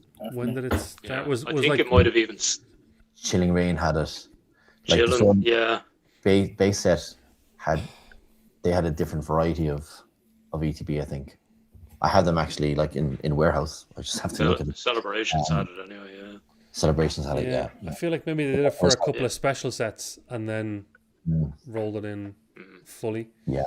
I don't even know because it's not really part of our business really. So. Yeah. I think definitely like the 151 would be big anyway. Oh. Yeah. 151. And Bates. Scarlet Violet ones because of the stamp, like. Yeah. Easy. Just before I read out that question from Adam, can I just point out the fact that we're on 2.5 hours and we still have 30 people solid. So we appreciate everybody that's still hanging out. Appreciate that. That's crazy for very humbling. Well, Adam is in again. So you sound as if you generally made the effort to build a relationship with your customers. Have you ever had to encourage someone to slow down?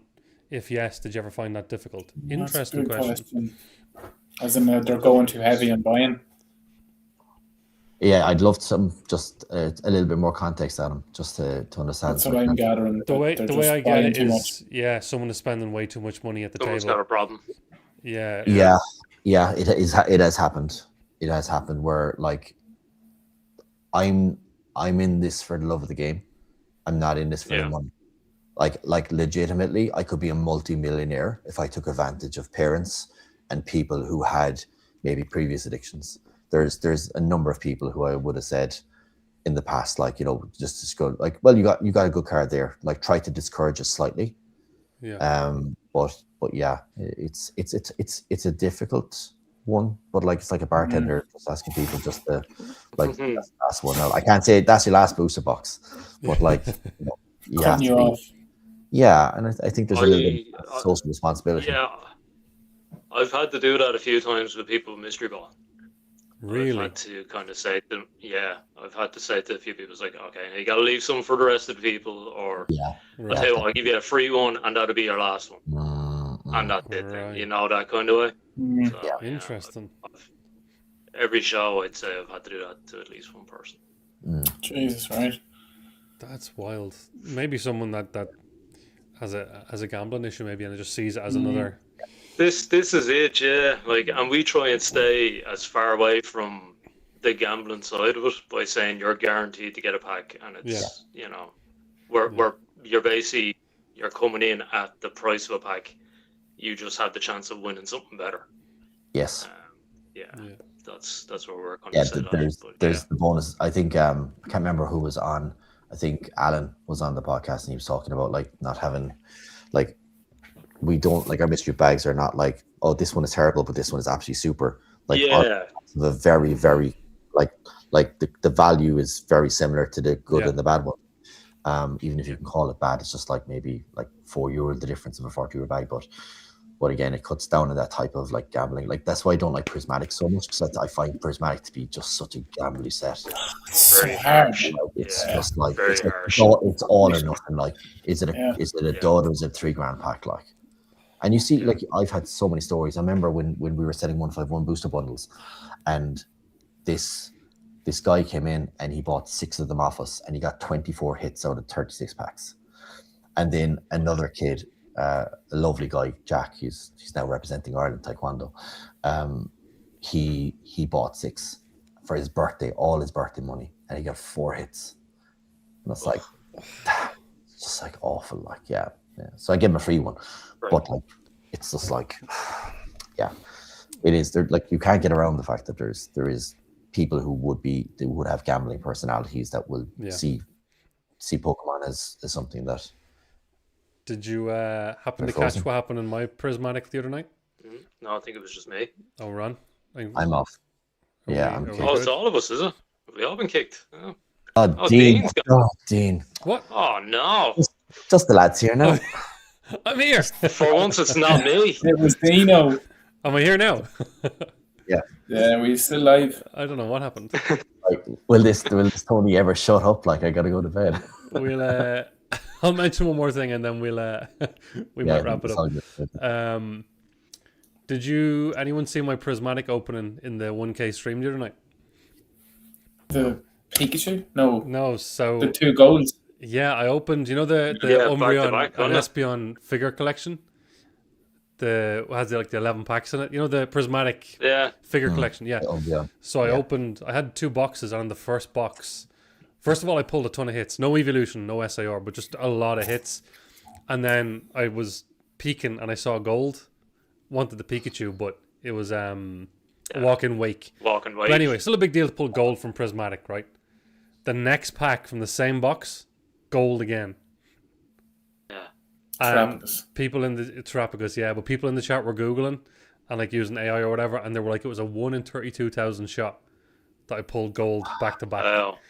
So I like prismatic. I like prismatic. No. But then again, like I pulled that Sylveon just on a whim as well, and that screen. That was crazy. Yeah, that was mental. Crazy. Yeah.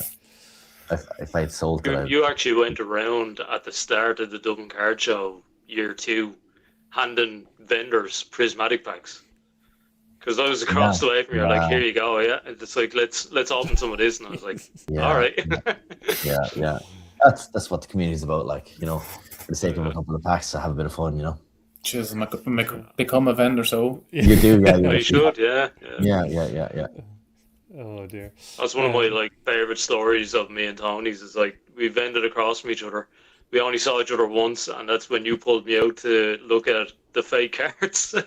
Yeah, that's and then right, we just went back to work. like God love him. He had come in and he was were fake. He was certain they were real, and he was there to sell cars and make a lot of money. And I was like, so I was trying to be diplomatic. I knew they were fake, but I said, I think they may be fake, but I have a guy here, Jimmy. He's an expert in it as well. Can we just go over? And like Jimmy was like, yeah, I'll do that. So like two opinions better than one. Like he was broke so his heart. Jimmy Cutthroat. Yeah. What are you doing with this? You little idiot! What are you? Rip him up. Yeah. Wiping his tears with them. It's a hard thing to do, telling someone that they're. Especially it's not easy. Yeah. It's like I've become a professional lawyer telling kids all the cards are. Oh yeah, no, that's a lovely card. And it's like it's a Tenerife special, like, or a team special. Just don't trade anybody. No, exactly. Like, no, I just tell them, no, that's so nice a card. Don't trade that. Yeah. And just keep that let here. them enjoy their cards. They'll figure it out when they're 8 or 9. But for kids coming in with a folder full of like stuff that was coming from China, just let them enjoy the hobby. Don't be a douche. Exactly. I had to say that to someone recently. I'm like, don't just let the kids be. Like, let the kids enjoy the hobby. Seriously. Oh boys. Right. Look, I think we've waffled enough. I think we're burned out all the questions. We're hitting. What time are we at? 8 minutes past 11. Listen, guys, I had an absolute blast tonight. That was fantastic. It was always going to be good. Tony, thank you so much for coming on. No, my pleasure. You matched the hype because we hyped you up more than we let on. But hope so. No, and genuinely, appreciate the transparency as well. It was really fair play. Yeah, spot on. No, it was good. As I said, like we wanted to come on like November or December, and I just said, guys, like I'll be a terrible guest, so let's just leave the new year. Yeah, no, it was a good call. It's a good call. Thanks, and I like, guys. This podcast is deserving of every single bit of positivity. That like you're three of the nicest gentlemen in the hobby. Like, and I'm very lucky to call each of you a friend. And I don't want to get too emotional, like, but you're great for the hobby in Ireland. So like, I wish you all the very best with this. Thank you, Tony. I hate this stuff. Thank you. Man. I know. That means a lot to me. And look, I don't want to make this into a weird soppy thing, but thank you for coming on. You give me a lot of advice and help behind the scenes as well. So thank you for everything over the last while. Genuinely appreciate everything, and I know the lads probably feel the same way as well. 100%. Yeah, you always give us time. Always. You're welcome, guys. Whether you listen to me or not is totally different. Like, everything you said is just woo. yeah. God, I'm not selling my cars that expensive. No way. Yeah. Oh boy. Shane wants to know: is there a Beyond the Packs discount at the next card show? I'm not asking that. That's always. I'm not asking that, as he asks. Come up. If anyone comes up to me at the Ireland Card Show and says Beyond the Packs, I'll give them a free pack of cards. Oh, there you go. Clipped in the morning. Yeah. So when did it all fall apart for PokeBundles? Well, I give it a card. But, I tell you what, let's keep that to your customers. I was going to say, I like to do exclusive things, so this won't be clipped. Yeah. It's for people who come in and watched. So fair play to you, Tony. What is this fun pack you're giving me? Two boys, Jimmy and Ron. Thanks, guys, for coming on as always. Greatly appreciate your time, and of course, thank you to the chat. Beautiful chat, wonderful chat tonight. Great conversation, great questions. Appreciate all of you. Yeah. Roland Thunder with the last question. We already asked this, but we'll ask again. Tony, what's your favorite Pokemon? Sylveon. There you go. Have we got another 30 minutes? I could talk about Sylveon for 30 minutes. Like what other 48-year-old man has like Sylveon as number one like in their life? So true. Yeah. True. Perfect, guys. We'll wrap it up there. Tony, if you want to hang on in the room just after, just real quick, we'll do a quick sure. Quick catch Thanks, up. Guys, thanks for everything. And like and subscribe to Dino and like that stream. Oh, that's it. Get the thumbs going. Yeah, I'm not too bad at the old YouTube.